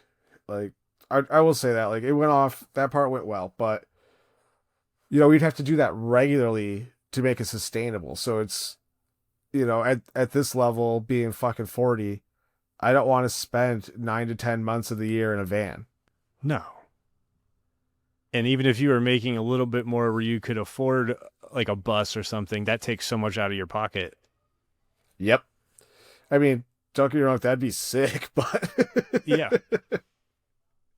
Did you guys ever get a bus? Did you they Europe did. once? They've been twice, and they've had buses for that. Okay, you weren't in it. I didn't know. I wasn't sure. No, I was actually asked to do them, like, because I can't remember what was going on. They're like, "Hey, can you fill in?" I was like, "No, I'm trying to be a real jerk off. I have a job. I have a fucking car loan." Yeah, that's tough to pass up. Well, at this point, the cool thing is like I can always just go. Yeah. Not have to do band stuff. I can actually be a tourist somewhere for once. True. Yeah, before it was like I have no option. I couldn't afford to do anything. Yeah. So my vacation was tour because I just at least got covered to go. We got to do the bus thing one time. It was everything I hoped it would be. But I can't imagine being able to do that like for every tour and make money. No. Like I can't like think about those bands who have like 4 or 5 buses they roll out with, plus like their fleet of fucking semis for their stage. I know. I just fucking saw Skinnerd and like they had 2 semis just behind the stage plus their bus and like says Skinnerd fucking huge on the side of the semi. And I'm just like, man, and they just hand their shit off to someone, walk off and go have a whiskey, I will say that's like the one treat I would love is to not have to like set up, tear down actually. Yeah. Someone just hands me an instrument. I go, oh, okay. Yeah. Here's your in-ears, sir. Yeah. Because like every time you see that happen, like they basically put it on you. Make sure like they do a little pack check. Oh, Yeah. battery's good. All right, have a good show. Yeah, then you like, because part of like being in a band at our level and loading onto the stage when you're rushed, there's a lot of extra nerves setting up quickly while people are around you picking up their shit and getting out of the way, and you're like, wait, where the fuck did my thing go? And then you plug something in the wrong place on accident because you're rushing, and you're like, all my shit's broke, hold on a second. And then it's just, you made one simple little mistake. And then, like, all of that negative fucking energy feeds into your nerves for playing. And then you, like, I don't know. There's a lot more to it than just, oh, I'm nervous to be in front of people. Oh yeah, that is the worst part too. And then on the other side too is like when you have to get off stage for the bigger dog to come on. And you're like, fuck. Did I forget something? Yeah, covered in sweat and like immediately have to start pulling things down, and then wondering if you lost something afterwards too, and like, okay, everything's here. It's very stressful. I will say changeovers. This. Like the one good thing about headlining is, especially if we're the ones for doing the back line, that fear's gone. Yeah. Like both sides are just gone. Like that is the one real nice thing is like you get in early, you set up, everything's where it's supposed to be, you do the sound check, and then you fuck off for 8 hours. Yeah. It's just that 8 hours gets very long towards the last few of them while you're waiting. Oh, it immediately does, because it's like, well, here's a city I've never been. I only have X amount of hours to we play, but I don't have a car. Yeah. What am I really gonna do? Yeah, unless you're in an area that's walkable to like go do shit. Yep. And even then, you're like, what? You walk around for 3 hours, have food and a beer, and then you're like, okay, we still have 5 hours till we play. And then the venue doesn't have a green room for you to hang out in, so you're just standing around like a dickhead. But that's how it is too. Yeah. But then I also feel bad about being in green rooms because it's like I should be out and about, saying what's up, hanging out. You can do that, but still have a place to go back to and chill for a little bit, plug your phone in, whatever you need to do, like. Yeah. That is nice to have, just somewhere to put your shit. And when you want to step up. I think that's what I like. It's just, here's my shit. I don't have to worry about it. I don't have to deal with the car. It's amazing how many venues, like, you walk in and they don't have anywhere for you to go, or like, anywhere, like, it's like, yep, you can sit at the bar for the next 10 hours if you want. There was a show we played in Texas, and that's exactly what I did. It was like an all-day fest. We were the headliner, and you could smoke inside. And thankfully, I had an old friend who had moved out that way. So he met me at the show. We said it was like this giant horseshoe bar. I sat the furthest thing away from the stage and just smoked 3 packs of cigarettes. I miss being able to do that. Same. It was a fucking treat. Like, I'm not going to pretend like it wasn't. Yeah, I quit smoking many years ago, but I'll still have one occasionally. But I just don't like it like I used to. Like, I don't miss smoking. I miss liking smoking though, because like, it was sick. See, my love for it's never waned. Yeah. Yeah, it's the one thing like I know for a fact I love. It's fucking cigarettes. They'll always be there for me. I mean, a cigarette's never broken up with me. Cigarettes never quit working. I got fucking these. Dude, those shits are wild. Yeah, I was on the 6s, and then they're just too much sometimes. So I went down to the 3s. I quit for a whole month, and I was like, sweet, I'm done. And then I was like, nah, life without nicotine is really lame. I've tried those shits once. It was the last Flesh and Blood robot show we played. It wasn't that brand. I couldn't tell you which one it was, but I had 2 9s in my mouth at the same time. My God. I was fucking flying. Dude, I've never done 1 9. You had an 18. We were doubled up, just gripping and ripping. My God. Yeah, the first time I had a 6 milligrams in, like, I was fucking zooted. I was at the gun range. And my friend, even better. I was at the time I was vaping instead of smoking, and my friend Sam, he was like, "Here, pop one of these in because we'll be in here for a while." And I put a 6 in, and like I was just like, whew, like immediately, and I got nauseous, but like I shot really well because I was super focused. And then I got to the point where those were like nothing to me.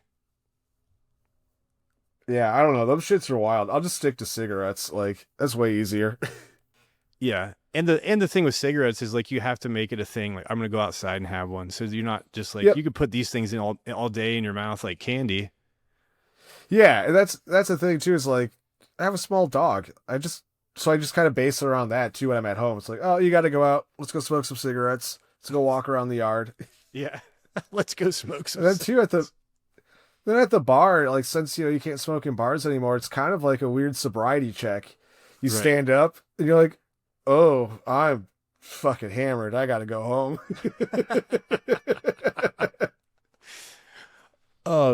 What the fuck was I gonna say? Oh, we forgot to talk about battle sets. We mentioned it. Oh, then shit. We moved on. Oh yeah. Right, so whose idea was that? Was it your guys's? I feel like it was. Yeah, I don't remember why, but I think we saw some other bands do it. We're like, whoa, let's do that with Robinson. I think I remember getting the message from you, like, what if we do this? And we instantly were like, oh my God, that's so cool. Never heard of anything like that. Yeah. Kick drum to kick drum. Let's fucking party. Yes. So for people listening, basically both bands would set up at the same time, and then one would play a song, the other play a song, and the crowd would heckle you and like basically like choose a winner, and we'd heckle each other back and forth, and it was just spit on each other. Yeah, it's just fun as fuck and a different dynamic and something you could do when you're playing floor shows in these like VFW halls and shit like that. Fucking garages, basements. Yeah. It's weirdly a easy way to put a lot of gear together all at once. Yeah. And it's just such a unique dynamic, and like to just be yelling at each other back and forth and shit. It was so fun. And we were both like, I remember one of them, like Andy had his like butt out in Jeremy's fucking face while he was trying to play. I wonder if there's like any video out there. I don't have anything.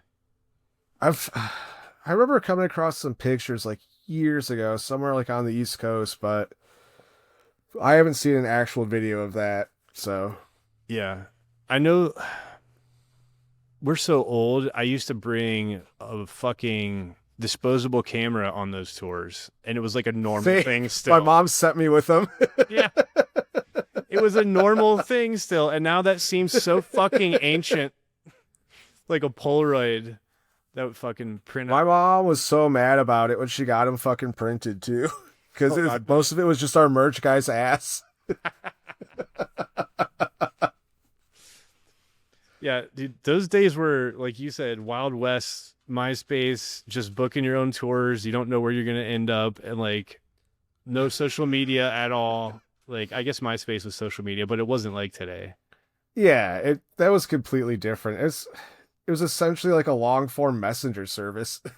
Yeah. And nobody had like cell phones, or if you did, it was a shitty one that didn't have internet. Like there was no smartphone. I didn't have a cell phone until like almost 2007, 2008 area. Yeah. I had one a few years before that, just a flip. It was like a white fucking T-Mobile flip phone. Like, but all you could do was like text and call. Like, I don't think I had internet. Honestly though, I miss that. That shit was awesome. Like looking back, just being like, this was so simple. It just did a thing. Yeah. That's it. Like life was simpler. Oh yeah. I knew how to drive pile in a van without GPS. I mean, I can still do that for the most part, but I like the backup. Yeah. I mean, if the city I'm living in at the time, wherever I'm at, I'm good. But like, I forget. Yeah. You know, when it took me a while to get used to Ohio again, because I remembered all the main roads, but like, man, I used to fucking just whip around this bitch like I knew every fucking back road. And, you know, that's your fucking stomping grounds. And then I came back and I was like, where the fuck is that place? Like, there's two places in Michigan I can still do that, like Ypsilanti in my hometown based city, but I lived in both places for so long that, it's ingrained. And here I just don't fucking drive anywhere. Yeah. I mean, that's nice to like work. I mean, 4 minutes from home. You're right down the street from Fox. Like, yeah, why do you have to drive It's anywhere? super convenient. Yeah, I mean, hell, half the restaurants I like to eat at are still in that same walk. Oh, that's great. What's your bar that you go to? The main one is Zuby's. It's just a regular ass bar. The best But kind? at this point, I've made friends with all the staff. Half of them like live on the block now. Yeah. That's sick. You And then you there's live the late bar. Oh, sorry. Go ahead. No, go ahead. I think we got a little delay. Okay. Well, there's a late bar too, like that splits the difference in that we go there afterwards. It's like we always start at one, tail end over there, and then fucking everyone disperses nicely. Right. That's cool. Yeah, I have a bar down the street called Leon's. It's just like the best dive bar in town here. The rig is pretty good Perfect. too, but yeah, it's like 3 That's minutes away. Yeah, that's this bar. It's the best part about it too is you don't get a lot of like just shithead assholes in that bar because it's a gay bar. They're afraid of it. Oh, there you go. So it's even better. It's like the best deterrent for shitty people. Yeah. I haven't been to a gay bar in a long time. I used to go occasionally in LA. But I would, this is not bragging, I would get hit on a lot. So Well, you're a tall, handsome young man. What do you mean? so are you. Well, I'm not tall. Shit. Was it Fox that said he saw a picture of me when he hadn't seen me in a long time? He's like, "You look like Greg and Rick had a baby," and I was like, "What the fuck?" That just popped into my head. That's fucking amazing. But dude, so the gay bar we go to, it's sick because it is an old man bar. There's no fucking windows. They have like Kino. The only food they have is frozen pizza and microwave popcorn, There you go. and like pool's free on Sunday. Like it's the best fucking bar. That free pool on Sundays for sure. Right? The only thing it's missing is like every one of my favorite dive bars, they always have good wings. That's what I love to go there for. I fucking wish they had wings. I would be there literally every day. I would just eat wings, drink beer, play Keno. What else do you need? Smoking inside, I guess. I remember when they started to get rid of smoking inside. It happened like on the West Coast first and then kind of moved this way, like a lot of things Yeah. do. So we went, I think it was with Robinson or maybe Fastwell, I don't know, but we were in California and we go to like a fucking Denny's or something, walk in and I go, "Smoking, please." And they're like, "There's no smoking section anymore." And I was so fucking pissed.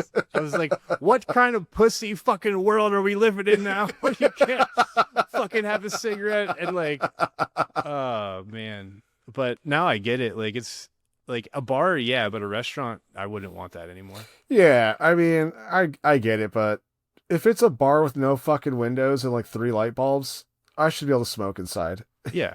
Just put a fan on. I mean, who cares? Well, I It's a went to bar. a cigar lounge like last week with my buddy who came into town, and it's a big open room. They have ventilation, and you think, Yeah. oh, I'm not going to smell that bad when I come out of there. I smelled way worse than I did from any Oh, yeah. dive bar covered in cigarette smoke. From just me and him sitting at a table away from everybody else. We each had a cigar and we left, and my entire outfit, everything just reeked Yeah. of cigars. This is a nice hotel, like cigar lounge too. Well, here's the thing is like with dive bars, I don't know if you remember this, but when that ban hit, every dive bar had to like reconfigure how it smelled because usually they just smell like urine and old beer, Yeah. but they had cigarette smoke to balance it out. Yeah. Without the cigarette smoke, just that stale beer smell is nasty. It smells like puke. Yeah. Yeah, it was. I remember like every restaurant just feeling like uppercutted walking in, being like, "Oh fuck this." Yeah, something about the combination of stale, sticky beer all over everything and cigarette smoke is like a nice potpourri for a bar. Yeah. but Well, without the like look at smoke. colognes. Like look at the fragrance they say in colognes. Like tobacco, dirt, leather. You're like, Dirt, what the fuck's this? bark. Yeah, give me old beer, piss, and cigarettes. Yeah, there was an old man bar like that in Austin. They like it closed during COVID, of course, because it couldn't survive, and they turned it into some trendy bullshit now. But Ugh. it was my favorite place. I can't remember what it was called. It's been a few years. It's like this little Irish bar name, but it's just old guys at the bar, exactly like what you're describing. I would go in Yeah. after work if I had like a shit day and just sit there. They had a little patio with a food truck. You could get some food, but like on the TV was like the news or pro wrestling, and it was just five sad old guys or angry old guys, and I could go in there and there'd be no young people piling in, after school and like after college, or whatever. Like, it was great, and then I lost it, and now it's full of fucking idiots in Austin that are just like trendy fucking hipsters. You gotta protect that shit. Like I said, Esquire is the best fucking gem in Lansing. I would be so sad if it was just full of like trendies kids. Is like, it's okay. So it's weird. It feels weird in there when there's way too many straight people. There's like a ratio that needs to be maintained. Yeah, like the air isn't right in here anymore. Yep, it's like, you guys want to go somewhere else? Oh, so I want to talk about purse candy too. Tell me about this. How What do you that want to came know? about. I mean, Well, I would okay, say yeah, knowing you, it's not the style wise, it's not a project I would expect from you. So you wrote everything, demoed it, and then I mean, Jimmy. 311 is my favorite band, so I guess that's true, but it doesn't give me 311 vibes. oh, I ripped them off so much. I guess maybe if you took away the dude's vocals, then I would notice it more. But like I love it. I think That's it's fair. awesome instrumental. It's very Thank you. chill. So it came about because like I had this idea to do something like that for a long time, but I don't know, it never really had anything under my fingers for it or anything. But Fox had bought an Omni cord that he wasn't using. I was like, can I play with that? And so I'd play around with it. Nothing really came about for a while, but then oddly enough, I bought the Quad Cortex and there's a preset patch on there. I did the whole thing with that. Like it immediately just happened. Yeah. I think I wrote everything in the span of a month, but like realistically, it's like maybe 48 hours of actual recording and Yeah. writing. And then I sent it to Jimmy. He goes, "Can I play drums on this?" I went, "Yeah." That was like, there's not much to this one. Yeah. It was just this weird thing that came about really easily. And it was a lot of fun to do with them. So we're going to work on like a full length or at least some other release soon. Nice. That's the best shit. Like when you're not trying, it just falls out because like you said, like if you find a good preset on something that just hits you and you go, ooh, Yeah. and this shit starts coming out, and then you don't have to try and force it, think about it. Like those are the best projects. That's why it was fun too, because like I played like a mini game and I was like, how many things can I do with literally just this one preset? Because like, the thing has the stomp box mode, so I was like, I'll turn this off. How does this sound? Oh, that's interesting. Let's write a riff with that. And then Mhm. like it just kind of really fell into place. And then I had drums I had programmed. And fucking Jimmy's a wizard, dude. Like he's like, yeah, I quit listening to the stuff you sent me like 2 weeks ago. I'm just gonna wing it. And we were done with his stuff in 2 hours. Wow. And that was with a couple cigarette breaks. Did he come up to you there to record? Yeah. He brought his electronic drum kit and then we just put it together that way. Because Nice. I have most of the stuff to record an actual kit, but I don't have the space. Yeah, that's a big deal. Plus, I have an upstairs neighbor, and I think he'd be pretty bummed about that. Yeah. That's the one thing. Like drums are the hard thing because you can do every other part of the band, and that's where like I ran into, I was like, well, for my own like smaller projects like this, I'm just fine with programming drums because I can make them sound Yeah. real as fuck now. And I enjoy writing drums. I think I probably should have been a drummer rather than a guitarist. I'm much better at that. I mean, I like writing it, so that's why like I got an electronic kit myself now that I've been like slowly teaching myself like just how to play like pocket groove stuff and just like stay nice and tight because like I can blast a little bit and it's fun. Mm. But I was like, okay, I have the stuff. Why not try to take it serious? Yeah. And coming from See You Next Tuesday and Hollowed Body and playing shit like that, when you're writing something like this, how much did you struggle with trying to keep things simple and not and feeling like you're not doing enough? Because it's a big difference. Um, Not a lot really. It was one of those things that once it started rolling, I had like a goal, a mindset, or whatever. I knew how I wanted to put it together. Hmm. That's the thing about, I guess, like we talked about with getting older, is like just kind of knowing how to have restraint for that stuff. Yeah. Plus, I also figured if I ever have to play it live, I don't want it to like be fucking hard. Yeah. Yeah, it's like it was a struggle for me because I'm doing like this rock and roll thing with Mike. It's like heavy, whatever, Queens of the Stone Speaking Age, of Railblood. that, when are we gonna hear some of that? I'll show you after this. Sick. But I have 5 songs laid out, 4 of them like actually ready to go. He's done vocals on 3. So that's pretty much where we are. We're going to drop 5 songs and I'm hoping within Oh fuck yeah. October-ish, end of October maybe. I want to get it done in the fall, and like I'm Yeah. doing all the mixing and mastering. It's like my first project. It's like my baby that I want to finish, start to finish, do everything. Oh, that's so much fun. I'm so stoked for you. Thank you, man. It's like such a nightmare doing it, but it's so rewarding and fun at the same time. Yeah, it is. Because like I used to be way worse at mixing. I'm still learning, but like I remember like going to sit in the car after I would spend hours on something and be like, this just sounds like fucking shit. I don't know what the hell I'm doing. I tweaked all the shit, EQ, compression. Like, why doesn't it sound like this? And now like I'm much better at. Also, I have better tools though. Like, I use STL Amp Hub sounds fantastic. Parallax. I've never used any of their stuff. Yeah, I dig it. You're not a DSP guy. Yeah. I should be using my quad more, but that's just already on here, and I have like the presets I like. So especially for this, there's like a really gritty, dirty rock and roll tone that I fell in love with. Well, that's the sick thing with a lot of that stuff now is it's also just so much better than even 5 years ago. Yeah. Yeah, it wasn't even So a thought in my mind really 5 years ago to be able to do something with this quality all by myself at home. Especially drums have come so far.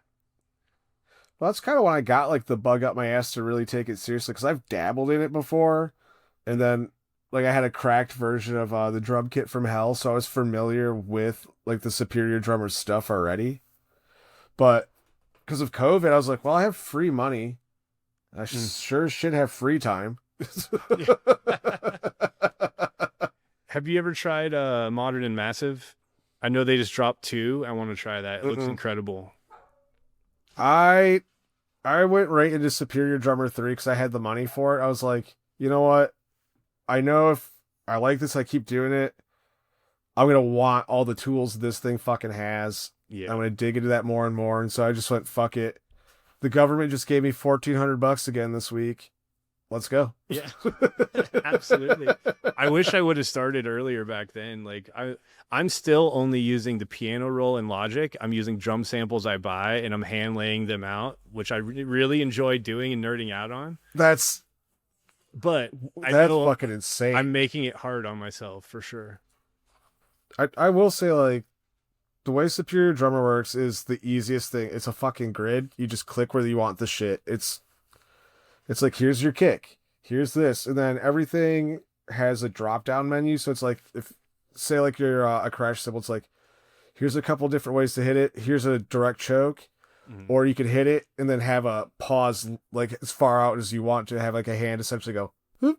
Yeah, that's nice.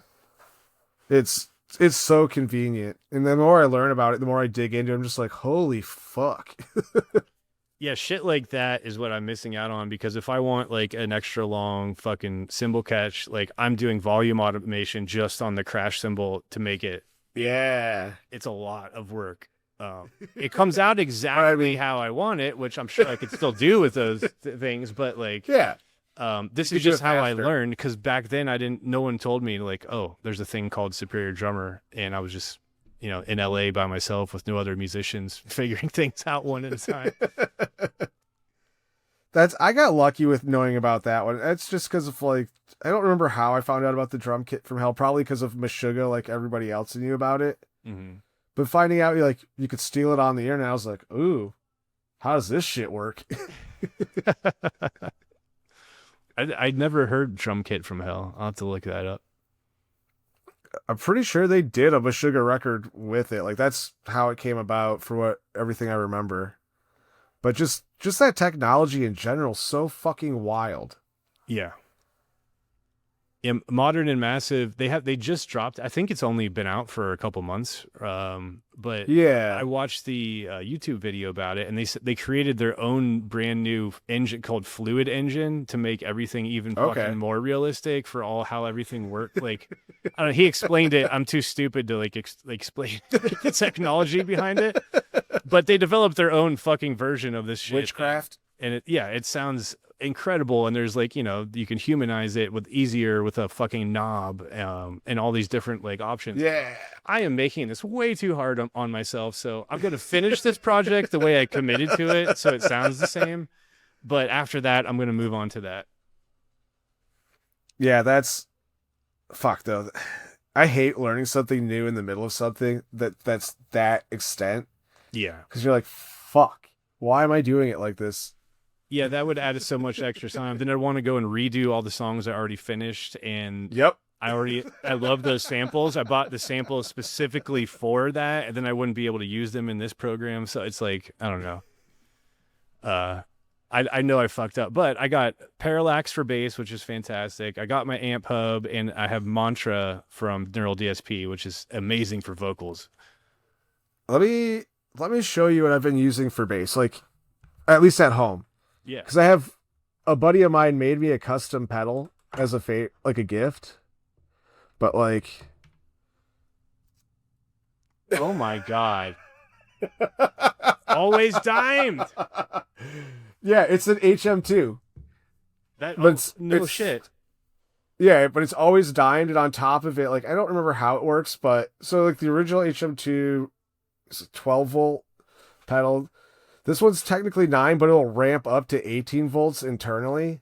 But so what I do is I boost that with like a tube screamer, and then I run that into a universal audio bass plugin, and that's been my bass tone. And it's fucking gross, but it works. Yeah, for this I need some smoother rock and roll tones, but I still need some grit on it. So I've been fucking around, but Parallax has been great. I don't know if you ever tried it. I haven't. No, the only bass plugin I ever really had was the Dark Glass B7K Ultra. But I also own one, so I was like, it's a thing. It does stuff. Don't they all? I mean, they should at least. It's a thing that does stuff. But I mean, it's so fun with my recording stuff. I try to use hardware where I can, because I wish I had like a space that I owned where I could just be dumb loud in. Yeah.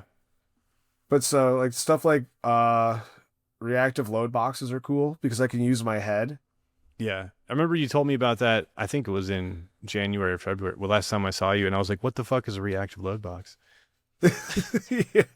I mean, it sends a DI signal. It just pretends to be a cab. Yeah.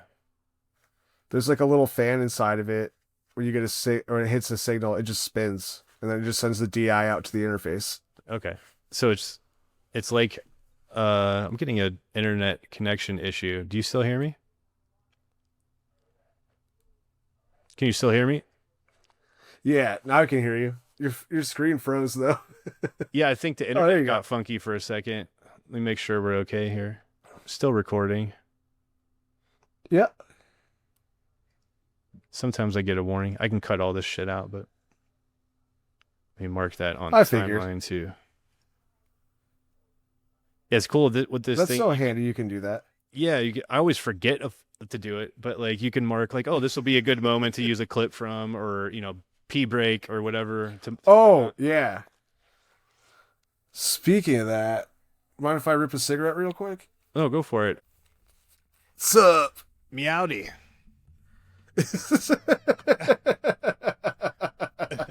We're back from a pee and smoke break, folks. All right. I'm not gonna lie, doing this, it cracks me up that you will address the audience. Yeah. Because it's like, I think of like being a viewer where it's like we were just here and then we cut and it's like, what just happened? What was cut out? So it was like... I mean, that's more than fair. It's just funny being on this side of it. Mm-hmm. They're looking and say, buy a fucking See You Next Tuesday shirt so they can get a van. Yes, if you want us to play more shows. Yeah. I will link that below. Where is your merch store? Just on your website? Or do you have a separate one? You don't know? I have no fucking... No, I just play the songs, and I'm usually the guy who, if we have drink tickets, they just wind up in my hand, so... It's probably on Good Fight, huh? I think... Actually, no. Groot handles our merch. There is a Good Fight See You Next Tuesday store, but I don't know where your person, or not personal, I don't know what the fuck I'm trying to say. There's a link tree on somewhere. Yeah, Linktree. I was trying to find that. I saw he just posted on your Facebook. Yeah, him and Drew and Jimmy are the ones who usually handle like the social media stuff. So, and Drew handles like the business end of it. Oh, I found it. It's Big Cartel. So there we go. See you next Tuesday. Grinds.bigcartel.com. Everybody go pick up a shirt. And the fucking Lord of the Rings one I love so much. I wish you could have been there for the video shoot. I know, dude. I was so bummed. Of course, that week my Bronco shit the bed, and it's never since recovered. It is just dead in my garage. So I had to go buy a car the next week, but I was so pissed because one, I love you guys. Two, I love Lord of the Rings. Well, yeah. So to be able to come shoot a music video for you I was so stoked. We were so hyped the whole time. We're like, fuck yes, Paul's coming to town. Time to fucking party. Like, this is going to be sick. Yeah. Dude, and then, hey guys, I'm not coming to town. Yeah. My Bronco's puking oil all over the driveway. It was to the point where I put a stop leak in it, like a whole bottle. And the guy was like, if that doesn't fix it, like, you're basically fucked. So I turned on the car again, and then I looked underneath, and it was literally like vomiting oil. It was just done. So it has not moved since that day. The funny thing, too, is we were like, fuck, we still need one other person. And we were like, did we just go get him? Yeah, I would have never made you guys do that. That's a brutal round trip, because then you have to bring me home too. Oh, we knew, we discussed everything about it, but it was definitely an option. We were like, do we just because I think Fox had his Prius by then, so I mean, it would have cost him like $20. Yeah. No, I appreciate you guys even considering that. I was so bummed because, like, I did the Fast One music video and I was like, oh, I can actually do this, I think, like, and make a music video. Yeah. So then it was great. Like, Lord of the Rings, fuck yes. And like, I knew it was going to be silly and funny. Like, and then Guy was in it. So yeah, for people who haven't seen that, it's called a Mountain of Fire, right? Yeah. Yeah, super sick. He is Gollum, which no one else should have played Gollum. That was perfect. I mean, who else was actually going to do it though? I would have loved to have seen Jimmy doing it, but no, it made sense. And then he was Shelob. Is that her name? Yeah. Spider. Yep. And dude, Fox in that wig is just pure. It's my favorite thing in the world. Fucking dad. Like. And then on the swing for that one video you put, like, I was fucking dying. I was in love with that visual of Fox in that wig. It's so good. It again, he looks just like his dad, and it cracks me up. Because when we can, we'll go watch his dad's cover band play, and it's fucking awesome. He has long hair like that?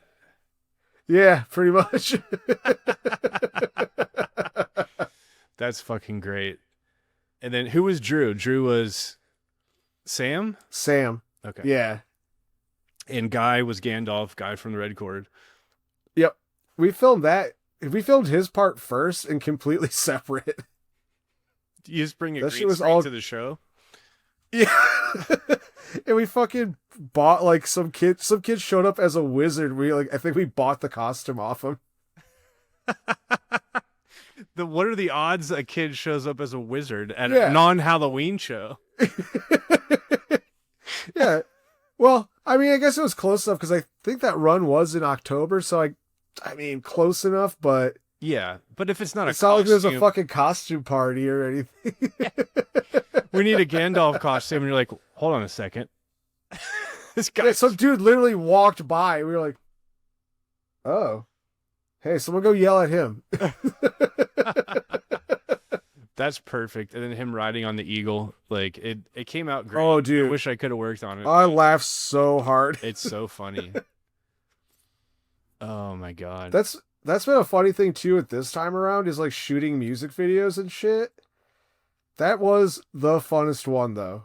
Yeah. Like hands down. It was easy. It was cold, but like it was easy. Yeah.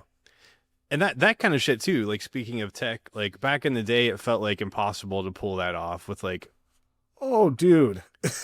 a really like shitty camera, especially if you wanted something cool, like in trying to be serious about it. Like it felt next to impossible. Like you always needed, hopefully a record label helps us or gives us money or, and now you can do fucking anything you want as high quality as you want. With your phone. Yeah. With your fucking phone. Yeah. That was the only thing that we used to shoot the Fast Film music video was my phone. Like, Yeah, I remember hearing about that. It looks awesome. and What it's was it? That 28 years later, there's a handful of scenes shot with that with iPhones. I think they shot the whole movie with iPhones, but just with crazy gear setups around them. Like, I don't know shit about. Well, I lenses know and stuff, there's but- one setup, like it just had a gang of iPhones like all on this weird apparatus, yeah. and they just used that. But like, it's weird seeing like a crazy, when you go to like the fancy movie theater and they got all the shit Yeah. and the crazy screen stuff. It's like it's weird knowing that I went paid money to go see footage shot on an iPhone. And mine's old too. Mine's a 14 Pro. So like it's the 15, I guess, was a big jump from that. And I'm going to get the 17 this month. I usually get it like every 3 years or something because I don't need a new one every. I used to be like super into just getting the new one always, but my old phone plan allowed it. I could just go get one and it'd be $200 no matter what. Oh, that's cool. But now, I don't know. So the other guitar player in Hollowed Body, he works for AT&T, and he set me up with something where don't really have to do much. Every like once in a while, I'll just go in, swap them out. Yeah. I just don't do anything. I just give them my phone and I get a new phone. Fuck yeah. Yeah, once I saw cinematic mode in there, I was like, oh, what's that do? And it just instantly dude. looked fucking sick. And I was like, wait, I can definitely do this. Cause I started by just shooting for like Joe's wife, Sarah. She has a salon. And the dude who was shooting before me wasn't doing it anymore. So like she was like, do you want to come in and like do this and do our social media? And I was like, I've never done this for anyone, but I think I can do it. And then I just put on cinematic mode and everything looked great. And I was like, wow. And then eventually it clicked. I was like, I could shoot a music video like this for sure. Then I found out they were doing full movies with it. I'm like, oh, of course. Like, yeah. Yeah, because it does. It looks so fucking good. Yeah, and like I don't know anything about lenses. I could get into cameras, and I don't need a whole nother rabbit hole to go down because I haven't even finished the other 5 I'm in right now. Like so to just point and shoot an iPhone that looks sick and up, like I'm good with that. Like I'd love to shoot a short film with it. Oh, that would be sick. I'd love to see that. Yeah, I went on a walk the other day and I was like, there's this unfinished neighborhood behind where I live and it's just all overgrown because they have all these lots for sale, but no one's bought them. I don't know why, but they used to cut the grass and now it's all overgrown. It looks like a post-apocalyptic fucking scene with this road.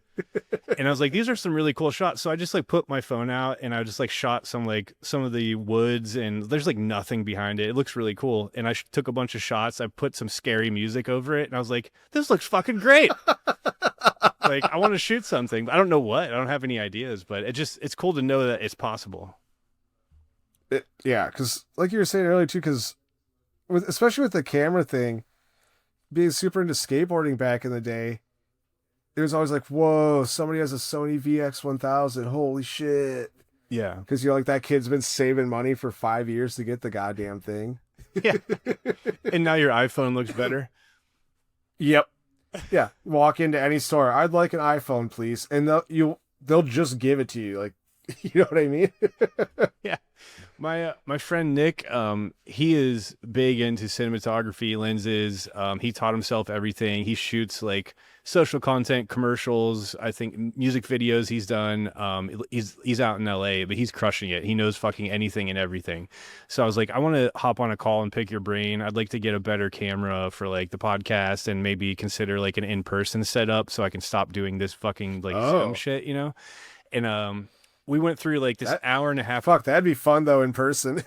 Yeah, because like this is fine and it gets the job done, but like in-person conversations are so much better. You don't have to deal with the technical difficulties and it just looks better. Right. It's more engaging. It's better. I think the audience likes it better. Like I prefer when people are in the same room, you know.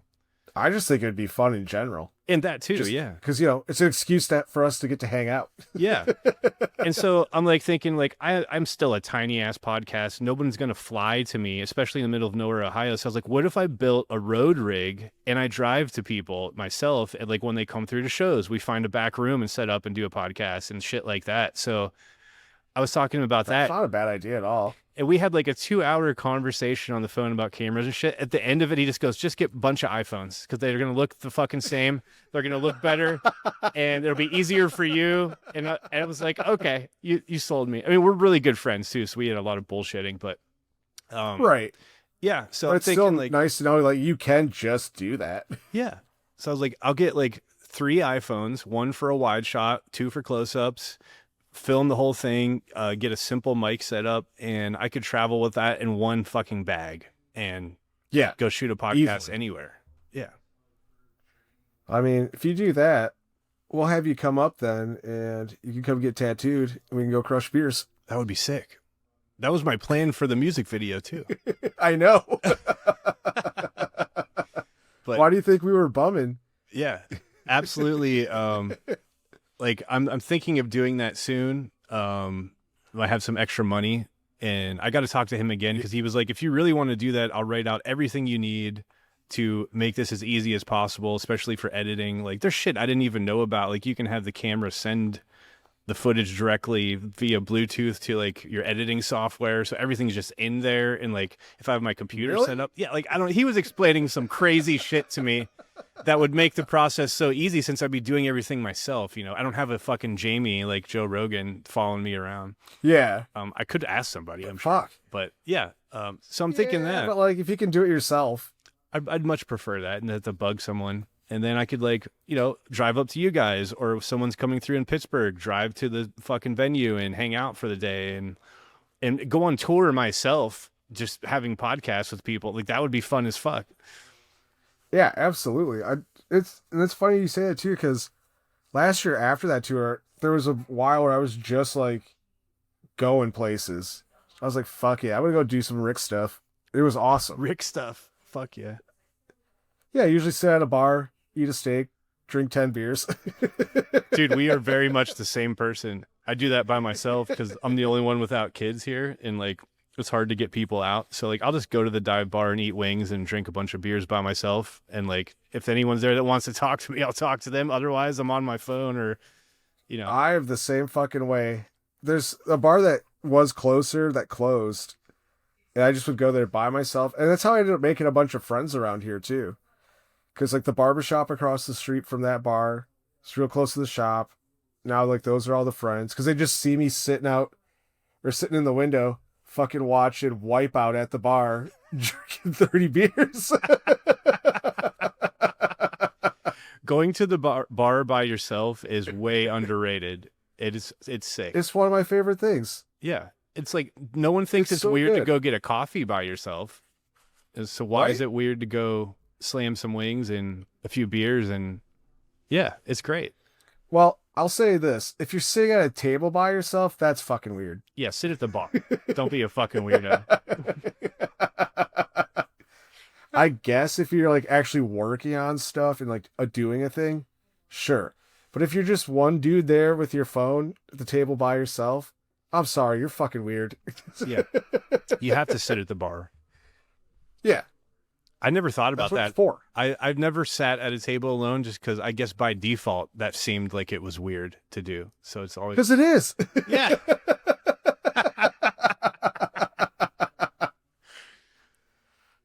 Plus, sitting at the bar by yourself is sick because if you go to the same place enough, you make friends with the bartenders. Yes. If that happens, shit starts showing up for free. Yep. Yeah, and like there was a bar. I started doing this in Austin because my girlfriend Gladys and I, love you if you're watching. We split up and she moved to Houston, and so I was just alone in Austin because I just left L.A. and all my friends there, and I was like, I don't know what the fuck to do. It's like, do I just go out by myself? And I was like, okay, here we go. So I'd never done that before. I'd always had like 10 friends to go out with.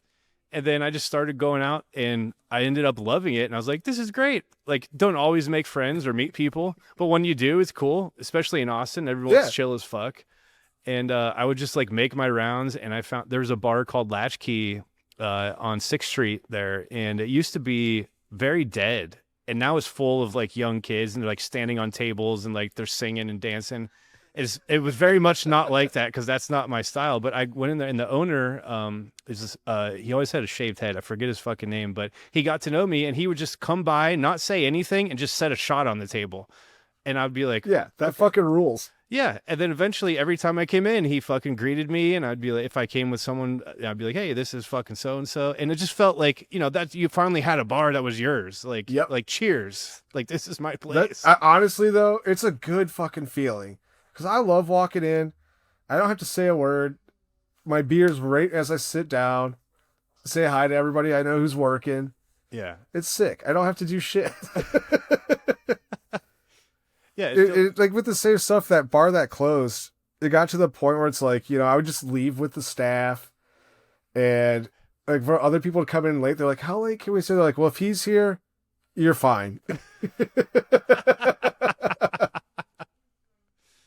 That's great. And it's, yeah, you said it's right by work, so you could just walk to work and walk to the bar after. I'd usually go home, like drop my backpack off because like I don't want to have, you know, like my work reference and like my iPad and all that crap on. Oh me. yeah. Pretty much go home, take a shit, stretch out, then be like, well, time to go to the bar. We didn't if I didn't have to do anything the next day. Go ahead. Tattooing much, like how you got into that. Essentially, honestly, through See You Next Tuesday. It all weirdly plays a part because when Fox joined, he was living at my mom's house for a while, so we became friends. Then I started getting tattooed by him. See You Next Tuesday breaks up, and he's like joining a new band, and they need a guitar player. He gives me a call. I was like, okay. And so from there, we would just hang out every weekend. And I got him into playing Halo 3. So it's like, let's go to practice, then spend 2 nights blasting beers and playing Halo. Yes. And it got to the point where I was like, I'm sick of driving. So I moved to Lansing. And then he got a job offer in Ypsilanti at this shop called Depot Town Tattoo. And he's like, do you want to move to Ypsi? I was like, yeah, fuck this. Let's go. And after about a year of living there, I quit a kitchen job I had, and they hired me as the shop guy. And everything just slowly snowballed from there. Yeah. Like, I had no want to tattoo. I didn't learn how to draw until I started my apprenticeship. Oh, really? I was going to ask, like, did you ever draw a lot before that? Were you into art? Like, No, I was into playing guitars and yelling. Well, dude, you got great seems fairly quickly, and I love your I would trademark Oh, it. thank you so much. Tough stuff. It's all you. it's it's just the stuff that I think's cool, like weapons, shit you'd see on a van in the 70s. Mm-hmm. That's what's up. But I got lucky though, because like I had a really good apprenticeship, and I've just been fortunate to work at really good shops all the way through and through. Like I've heard so many horror stories, and I've had none of that. Like about as smooth as it could go with being around the best people. Yeah, that's super important. I can imagine if you're like in a shop where you don't feel like comfortable with the people you're learning from, or shady shit going on, or Well, what sucks is if you're new and you get in, like you also don't know any better half the time. Yeah. Like you have no idea if this person's actually teaching you anything worth a damn. And then by the time you find out, it's like, well, fuck, this sucks. Yeah, you don't even know what questions to ask and shit yet. Like it's all Right. And that was the thing I struggled with, like having issues with stuff, being like, I don't know what to ask because I don't have this like language for it. right. When like that slowly did get sorted, and then I was like, oh, things got a lot easier. Yeah. So how long have you been doing it now? With my apprenticeship included, I've been tattooing for about 8.5 years. Fuck. Nice. It's weird. That means I've been working in shops for 13 plus, one way or another. Yeah. So you ended up like now you fucking love it, and you never had an idea to even do it. Yeah. So when I got the shop guy job, I was like, wait, you guys are gonna pay me to hang out? Okay. Yeah. And like with working in kitchens, they're like, well, you gotta clean. I'm like, yeah, this is fucking nothing. This isn't like scraping out grease from a hood vent that hasn't been cleaned in a year, you know? Right. Much different. And it's just a much cooler atmosphere to be in. Like listen to music all day and like Yeah, you get to hang out with people. Like the amount of friends I've made that people that would frequent the shop is through the roof. yeah. Like it's I don't know, it's cool as shit though. Like especially because it's like cyclical, because it's like, oh, you meet other band dudes, then your bands can play. Like tomorrow, there's a band we've played with a handful of times, and I'm tattooing half of those fucking guys. Sick. Do you see Right? yourself Like, doing this that's forever fun as now? fuck. I'm gonna do it until my body won't let me. Yeah. I mean, it's not like there's a 401k or anything in this shit. There's no what would it be? Conventional benefits. So Yeah, so you kind of just I'll do it until I can't. you could start your own 401k. That's what I'd done. Yep. If the thing is, like, things are pretty slow right now, so I don't have the extra money necessarily for that. So I put it in stuff like guitars that if in a pinch I can sell off. Yeah, I mean, dude, like anything like freelancers get shit on in this like the way our country's set up, like and I've never had benefits, I've never had health insurance, but it is the better life. It just sucks that like we have to pay for everything out of pocket if you want anything like that. Well, like I've paid for insurance. There's no safety net. Yeah. I've paid for insurance before and then it just didn't cover anything. And I'm like, why the fuck am I paying for this? Yeah, that's why I don't. That's why I've literally never had insurance outside of being a child.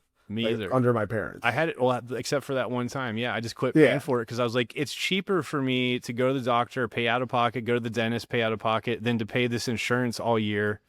And it still doesn't cover everything. I'm still paying a copay. Like, and there's a deductible and all this other bullshit. Yeah. So like, save for some big emergency where it's going to be a ridiculous amount. It is better to just pay out of pocket.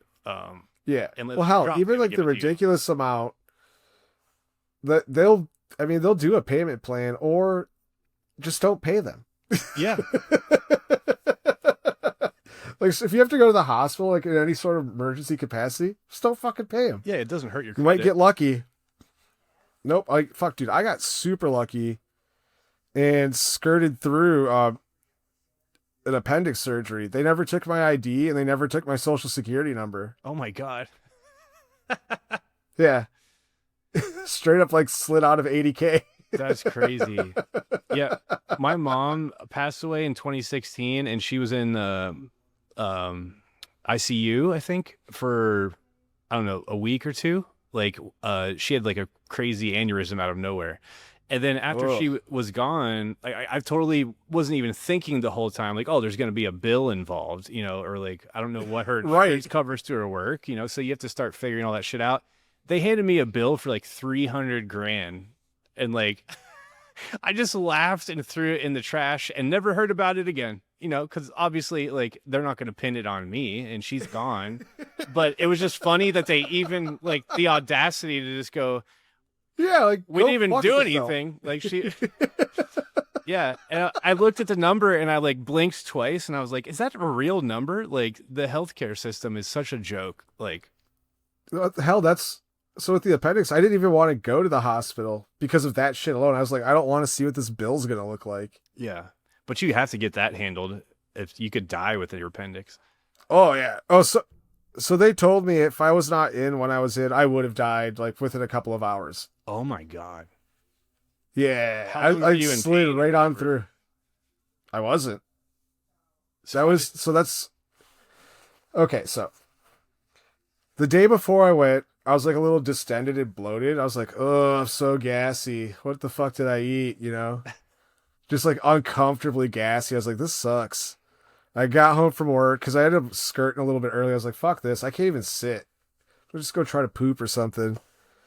And I took some like a digestive enzyme or some bullshit like that and immediately felt better. I was like, oh, okay, we're good. And so I go to work the next day and my boss's husband, like he had been through the nursing program. My boss had already had her appendix taken out and hers ruptured and she was septic, turned gray. It was real weird. Oh man. But so with his current job, he works in the area of that shop. And he's like, hey, heard you were feeling weird yesterday. I was like, yeah, whatever. And he goes, can I try something? And I go, okay. And he pokes me like right above like my hip, like right pretty much at my belt line. And I almost doubled over. I was like, what the fuck Oh my did you just do? And he goes, all right, hold on. Can I do the other side? I'm like, yeah. Must be like, that's a fluke. So it happens. I'm like, okay, see, it's fine. I must just have a bruise. No big deal. He's like, let me do it one more time. Almost dropped me right there. Oh my God. So I call I tell him, like, let me call my friend who's like, she's an actual like nurse at the time. She's doing the thing. She works in the ER or did. But I call her up, tell her what's going on. She goes, go to the fucking hospital, and hangs up. She's an extremely pleasant person, super kind. Never talks to anybody that way. I went, oh, Yeah. okay. Like, okay, this is So I drive back home to Ipsy from Detroit, which is like an hour drive. Apparently that was super sketchy. Talking to like the surgeons, because any hard stop, the seatbelt could have ruptured my appendix right there. oh boy. Yeah. That's fucked. And so I get in. They kind of know I'm coming because she's like called ahead. I go to triage, and the guy's like, how much pain are you? I'm like, none. I don't know. I'm fucking annoyed that I'm here. Unless you poke me What- like the what- Pillsbury Doughboy. And he's like, okay. Well, they do a different test there, which, holy shit. So they lay you on your back, and they have you put your knee to your chest, and they tap your ankle or your heel. What the fuck? So it kind of pushes up. Okay. The minute my foot came off the table, I went, put my fucking foot down. I've never been in more pain in my entire life than that moment. Oh my God. And he goes, ooh, we'll get you to a CT scan. I'm like, what? They rush through that, which is typically like 3-4 hours in total of doing the whole thing. Like 10 minutes, 20 minutes later, I'm in the CT scan. Another 20 minutes later, a surgeon calls me into his office and goes, he's like, have a seat. And he like, straight up, he said, I've never seen anything more fucked up than this that hasn't exploded. I went, you mean rupture? He goes, no. Exploded. Yeah. So then I signed a waiver so they could keep it for science, which I was kind of bummed out because it's mine. I wanted to keep it. But, he's like, science? I'm like, yeah, it's fine. He's like, all right, we'll get you into surgery. I go to stand up. He goes, no, no, no, no, no. You don't get to do that anymore. Oh my God. So they had someone come down in a wheelchair and they pick me up and put me in it. Then they wheel me to like the prepping stage of OR. They're like, this is the last time you get to be upright for a while. So they help me up. They tell me if I can go piss now. I don't have to have a catheter. So I'm like, done. And then the next thing I knew, I was waking up on the fucking table. Holy shit. That's insane, dude. So you were a couple hours away from potential death. Apparently. And I was just trying to go about my business. Like I had an appointment that day. I was going to tattoo my buddy. Did they say what causes it all of a sudden, or is it just random? I don't think they even like fully know what it does. The best guess I've heard is it houses all the good bacteria for your gut. Mm-hmm. So that's why if it like ruptures and seeps, it's still seeping bacteria into your body one way or another. Yeah. Interesting. That's what I understand at least, but fuck do I know. I've watched House, but I'm not a doctor technically. Well, I'm fucking glad you listened to your friend and went and got in there, because like how many people are just like, yeah, I'll be fine. It's not that bad. Oh, everybody. That 100% would have been me. Yeah.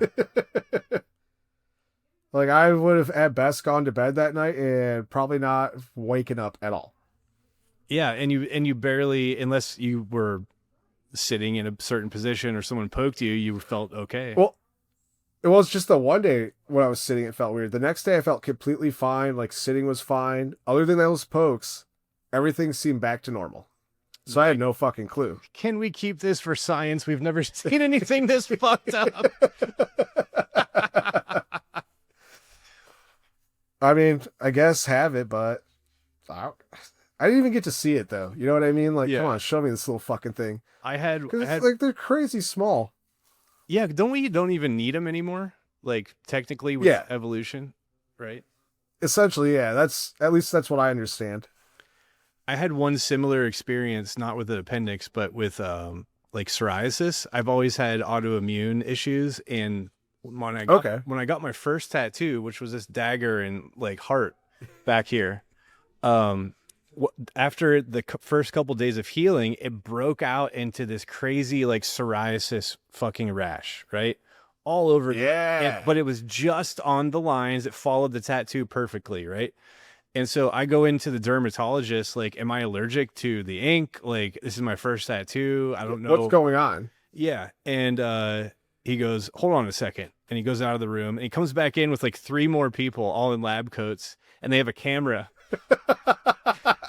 And they all start taking pictures, and they're all touching it going, whoa, we've never seen this before. So I immediately start freaking out. Like, what is wrong with me?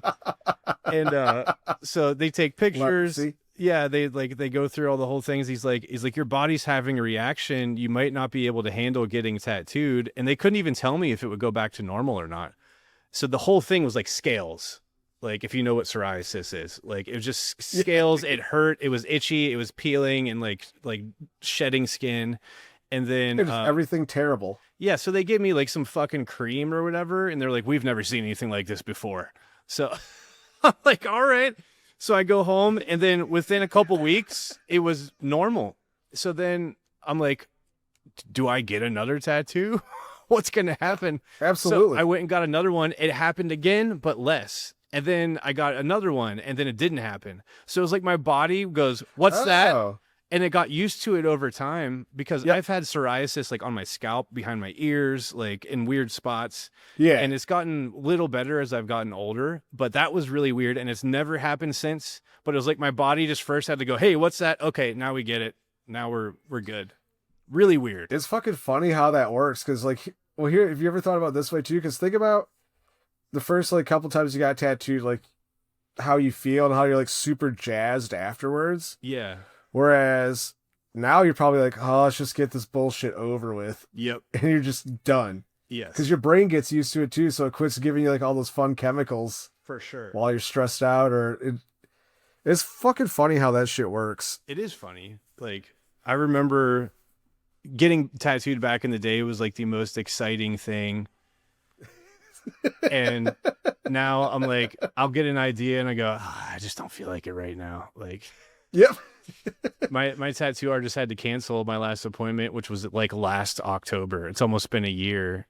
And It's been almost 2 since I've been tattooed last. I could have tried again. I just like, I don't care right now. Like, I covered all the spots I really wanted to. And like, I don't know what else to fucking do right now. Like, now I'm just in the point of like fixing old things that are like, look like shit, or doing like my leg. I wanted to like redo because I wanted to do from the knee to the hip and finish it. But the bottom half is going to look so old. I was like, I want to refresh that and do a whole thing, like, so.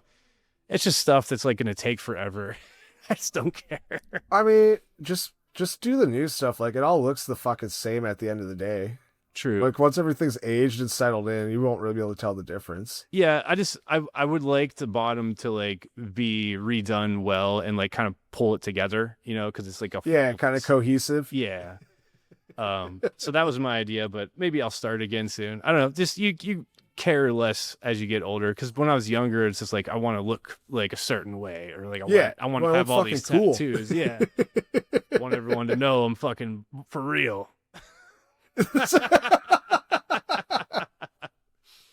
That you're fucking hardcore. Yeah.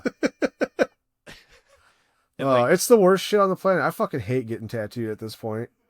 Yeah. What do you think is the most painful spot? I would say my chest was, for sure. Where your ass meets your legs. Oh, I don't have that. Yeah, almost anybody I know who does, that's it.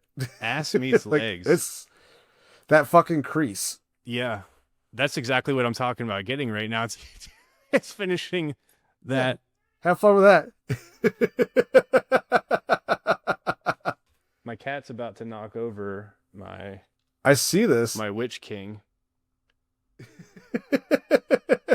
I'm glad he got me this. Was it for Christmas? I don't remember. But now he knocks the weapons off. So I got the sword and the fucking... What's this called? You probably tattooed this a million times. It's a mace of sorts. A mace? I haven't tattooed that exact one. I've done more of a... What the fuck's the name of the broken sword that What's His Nuts puts back together? Narsil. Yeah, I've done that a bunch, though. Fuck yeah. I'm definitely going to be getting a Lord of the Rings tattoo at some point. I don't know what. I kind of wanted Gandalf's sword.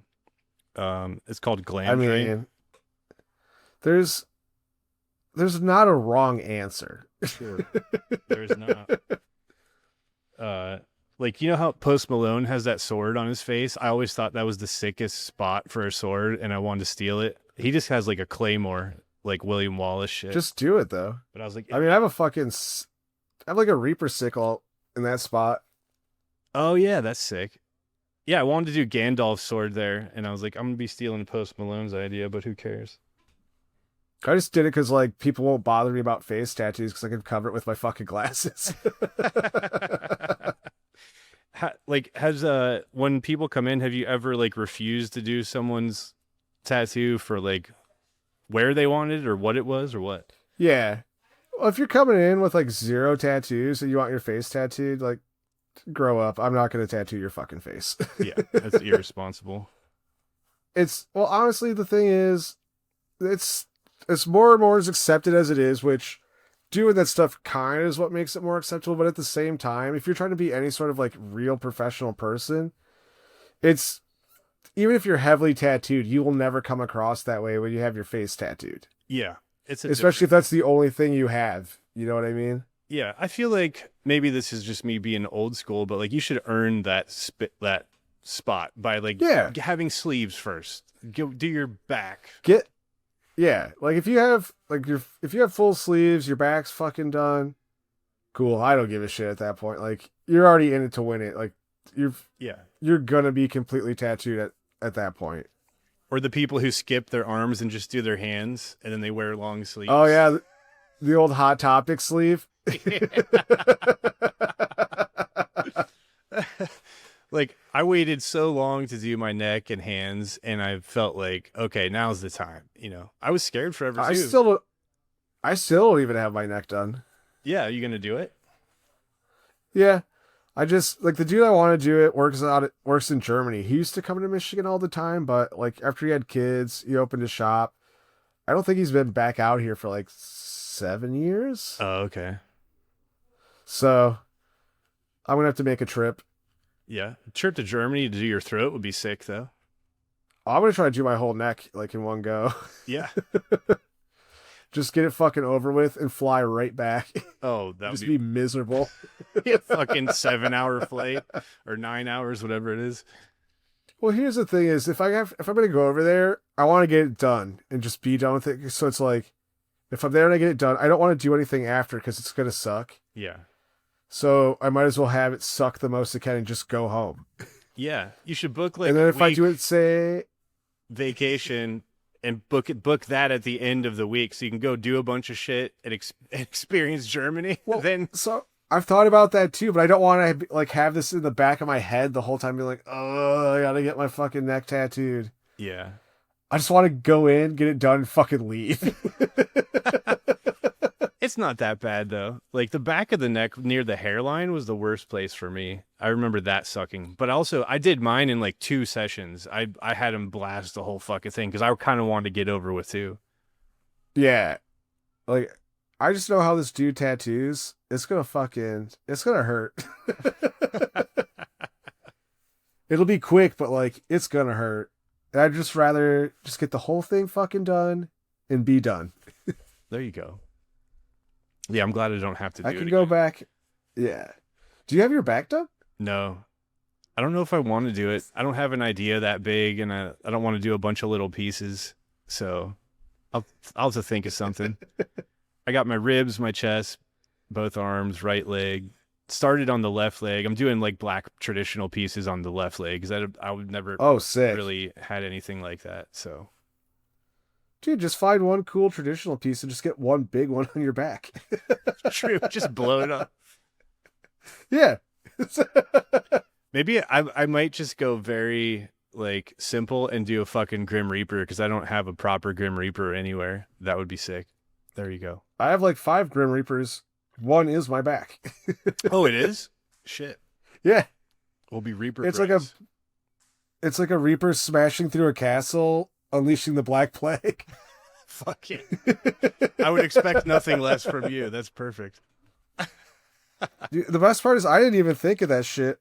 My old boss, Bill, I was just like, hey, kind of want to get my back tattooed. You wouldn't by chance have anything cool in mind? He's like, well, now that you mention it, I have been painting this with you in mind. I was like, sick, let's do that then. Fuck yeah. With you in mind too. Yes. Like how about you have to get it. Well, he knows what I like. Yeah. Just heavy metal shit, you know? Fuck yeah. All right. I mean, Well, what else do you really need? Like, tattoos just have skulls, have daggers. That's the tough shit. yeah, I've definitely been through the periods of like overthinking it. I'm just like, what do I already have? Like just flowers and skulls and daggers. I have like 8 daggers and 3 coffins and 10 skulls and it's like just do more of that shit. Yeah. Stop thinking. Oddly enough, I don't have a single flower on me. Oh, really? Yeah.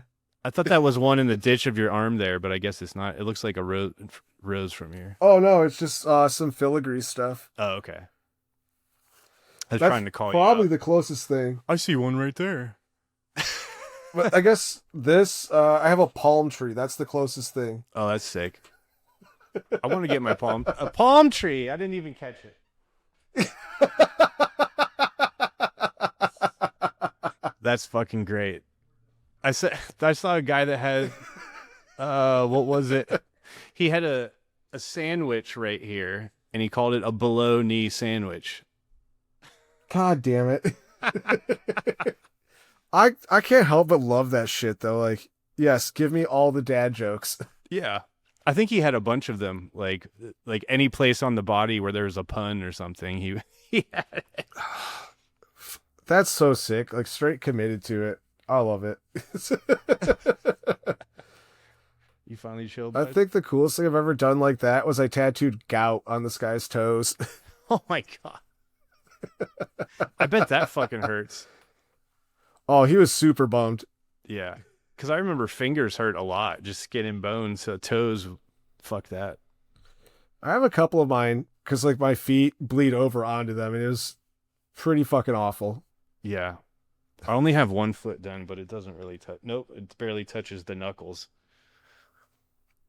Oh, so it's 2 toes on each foot pretty much go all the way to my cuticle. Ooh, that's Yeah. brutal. Imagine like stubbing your toe, but it's pointy. That's what it feels like. That's a great description. Oh my god. Dude, chill. Just trying. He's laying on my interface and my mouse pad. But you ready to fall asleep finally? Okay. Good boy. Probably not. Yeah.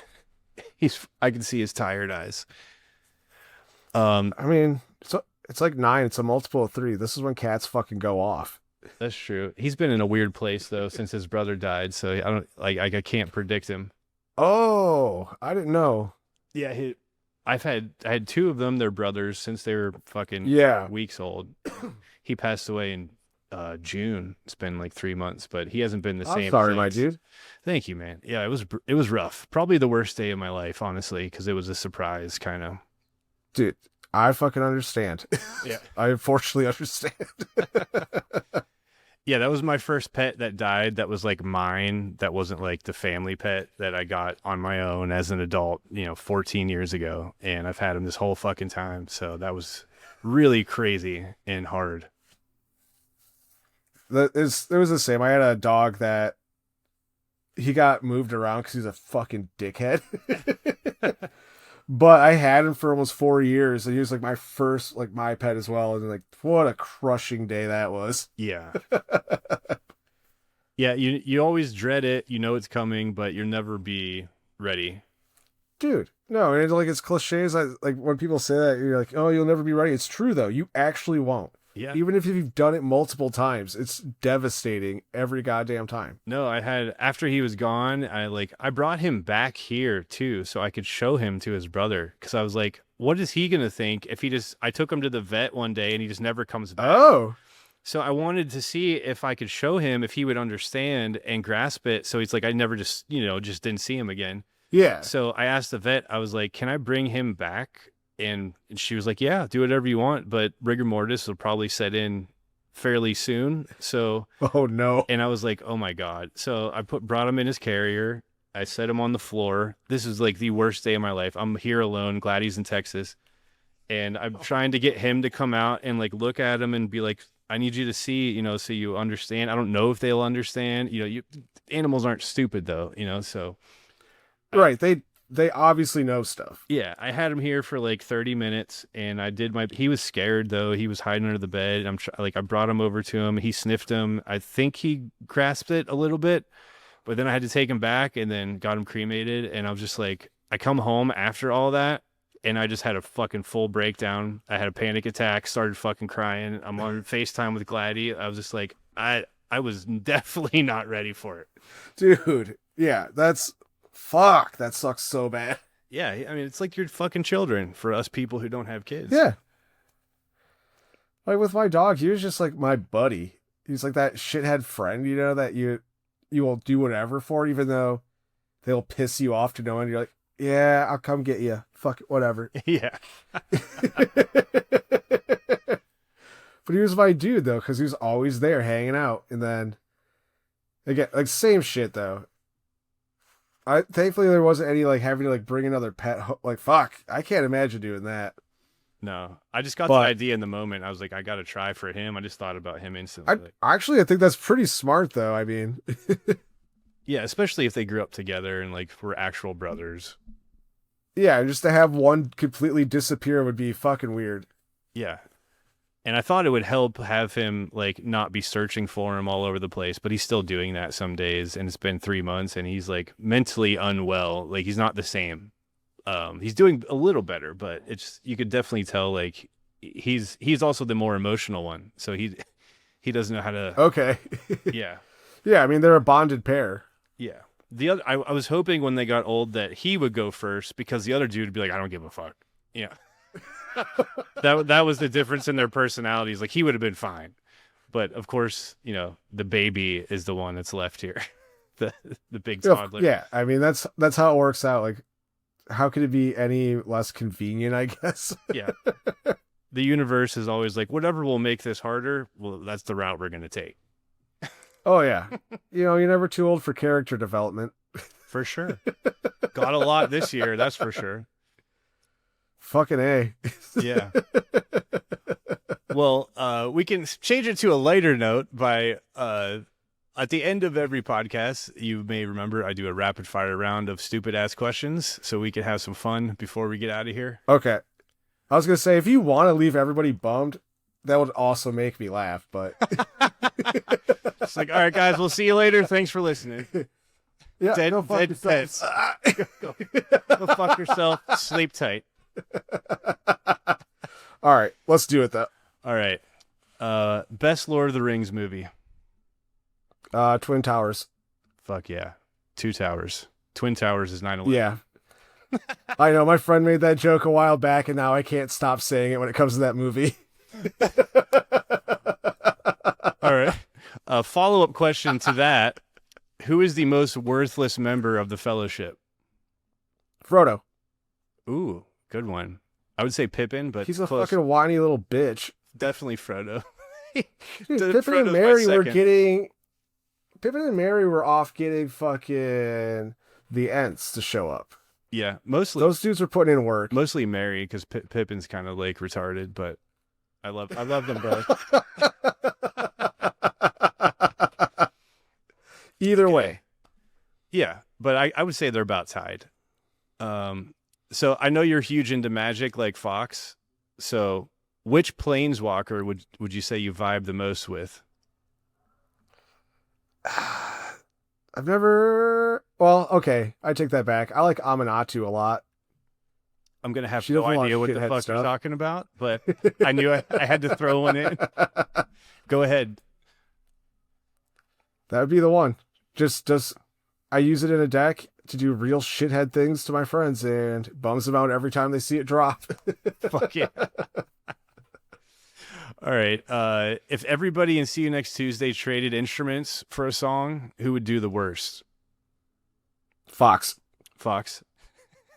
Yeah. Can only do vocals? He could probably do a little bit of drumming, but like, I know he's actually started taking guitar lessons with his dad, so. Oh, sick. But currently, I think everybody else could get by no matter where we swapped. That's pretty cool. I didn't know Jimmy played guitar too. He doesn't, but he has a weirdly good grasp on it. Okay. Okay. But he'd make do. I believe it. He's great. Well, yeah. Which magic card would make the toughest tattoo? Fuck. Name one. You know what I mean? They're all sick. Yeah. The better question is like, what makes the easiest one? And I still don't have an answer. Yeah. Have you ever tattooed one on somebody? I have. Which one? Surgical extraction. Surgical extraction? Yeah, there's a version of that was pretty easy to make into a tattoo. I just had to fucking Google it real quick. Yeah, that's sick as fuck. With the spine and skull floating over the person. Yeah, that's awesome. Yeah, I got like cold asked that. I was like, yeah, come on in. All right. If you had to introduce Purse Candy to someone with just one song, which would it be? I don't know the names of the songs, which order they are. So fuck. Whatever one is song 5. Song 5. What about Hollowed Body? Oh, I don't know. I've never known the song titles of those shit. That's not my department. Right, I forgot you don't do the vocals. Fail. All right, next one. I was gonna say song 4 off the last EP. Okay, song 4, or Hollowed song Body. 6. Song 5. Song 4 or 6. Song 5, Purse Candy. You guys can figure it out. All right. Terminator 2 or Original Predator? Terminator 2. That's tough. I might agree. Guns N' Roses was on the soundtrack. I'm sold. I almost said Terminator 1 versus Predator, but I think Predator takes an easy win there. So I was like, okay, that's a hard Yeah. one. Flash design, but Flash design, you'd be go fine ahead. with never tattooing again. I just like tattooing. I don't care. That, I was I just like tattooing. I was hoping you'd be like, oh, this one I'm sick of. All right. No. If someone's picking Flash off the wall or like out of one of the books, sick. You already got a good tattoo. That's true. I've never really picked one. I should do that. Yeah. Go find. Just be like, you got any cool books?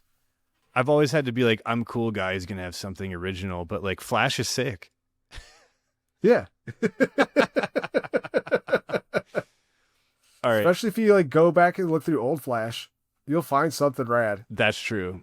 I mean, just working for the shop, doing the social media stuff and looking at stuff, like I was like, man, there's so much sick shit. And, you know, it was like a lesson for me in like tattooing too. Yeah. I just dig through any old book. Somebody will put it together. Like they'll probably modernize it or fix it unless you want to do it just straight up the old way. Cause there's no wrong answer there, but you will get a good tattoo. True. Yeah, I'd probably like to keep it exactly how it was. That would be neat. Sick. Yeah.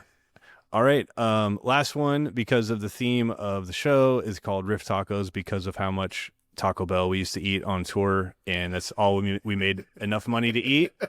What was your go-to Taco Bell order on the road? Fuck. They don't have it anymore. It used to be some burrito deal. I know that much. I could tell you what my current one is though, because I get that all the time drunk. I like DoorDash it. Like I do want to hear that, but was it the grilled stuffed burrito?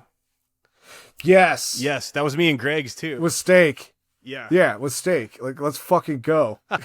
That shit, I cannot believe they got rid of it. It was the fucking goat of Taco Bell. Dude, it was $5. It was slammed with shit in it. Like, Yeah, it was massive. let's go.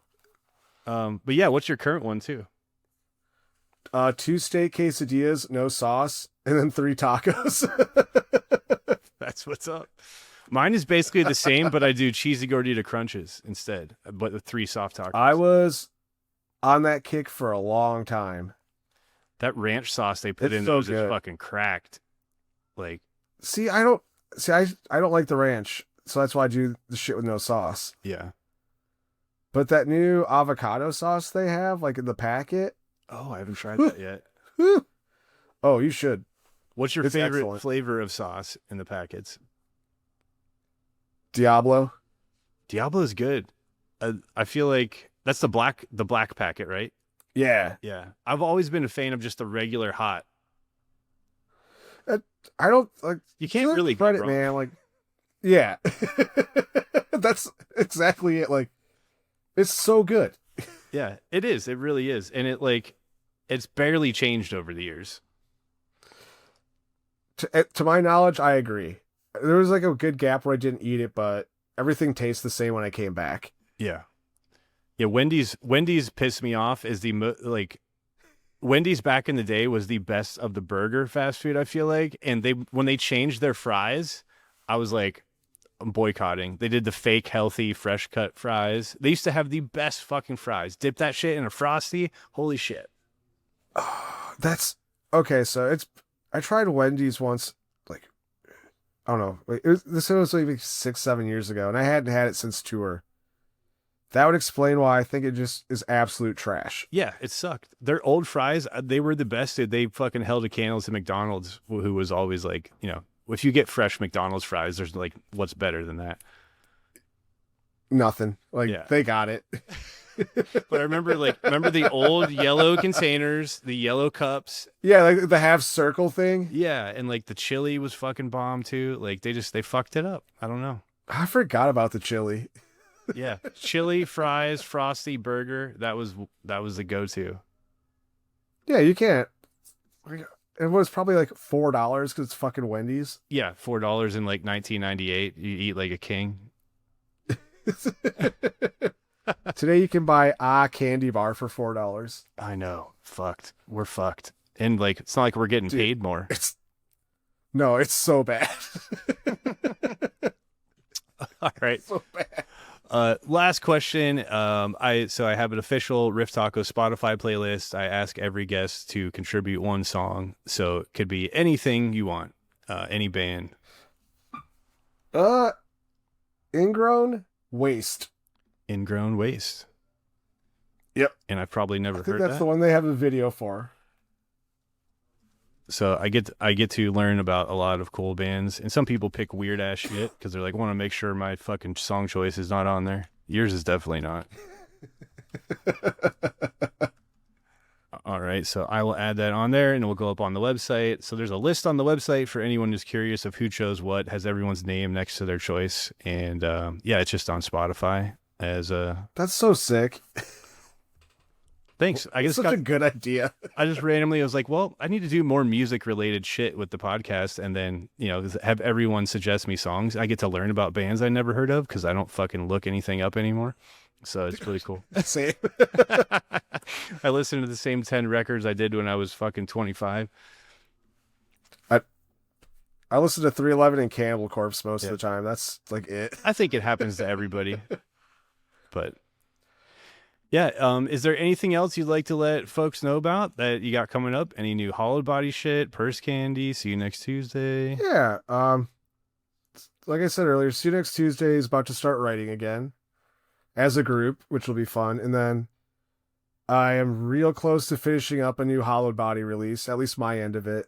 So hopefully that'll be out early next year.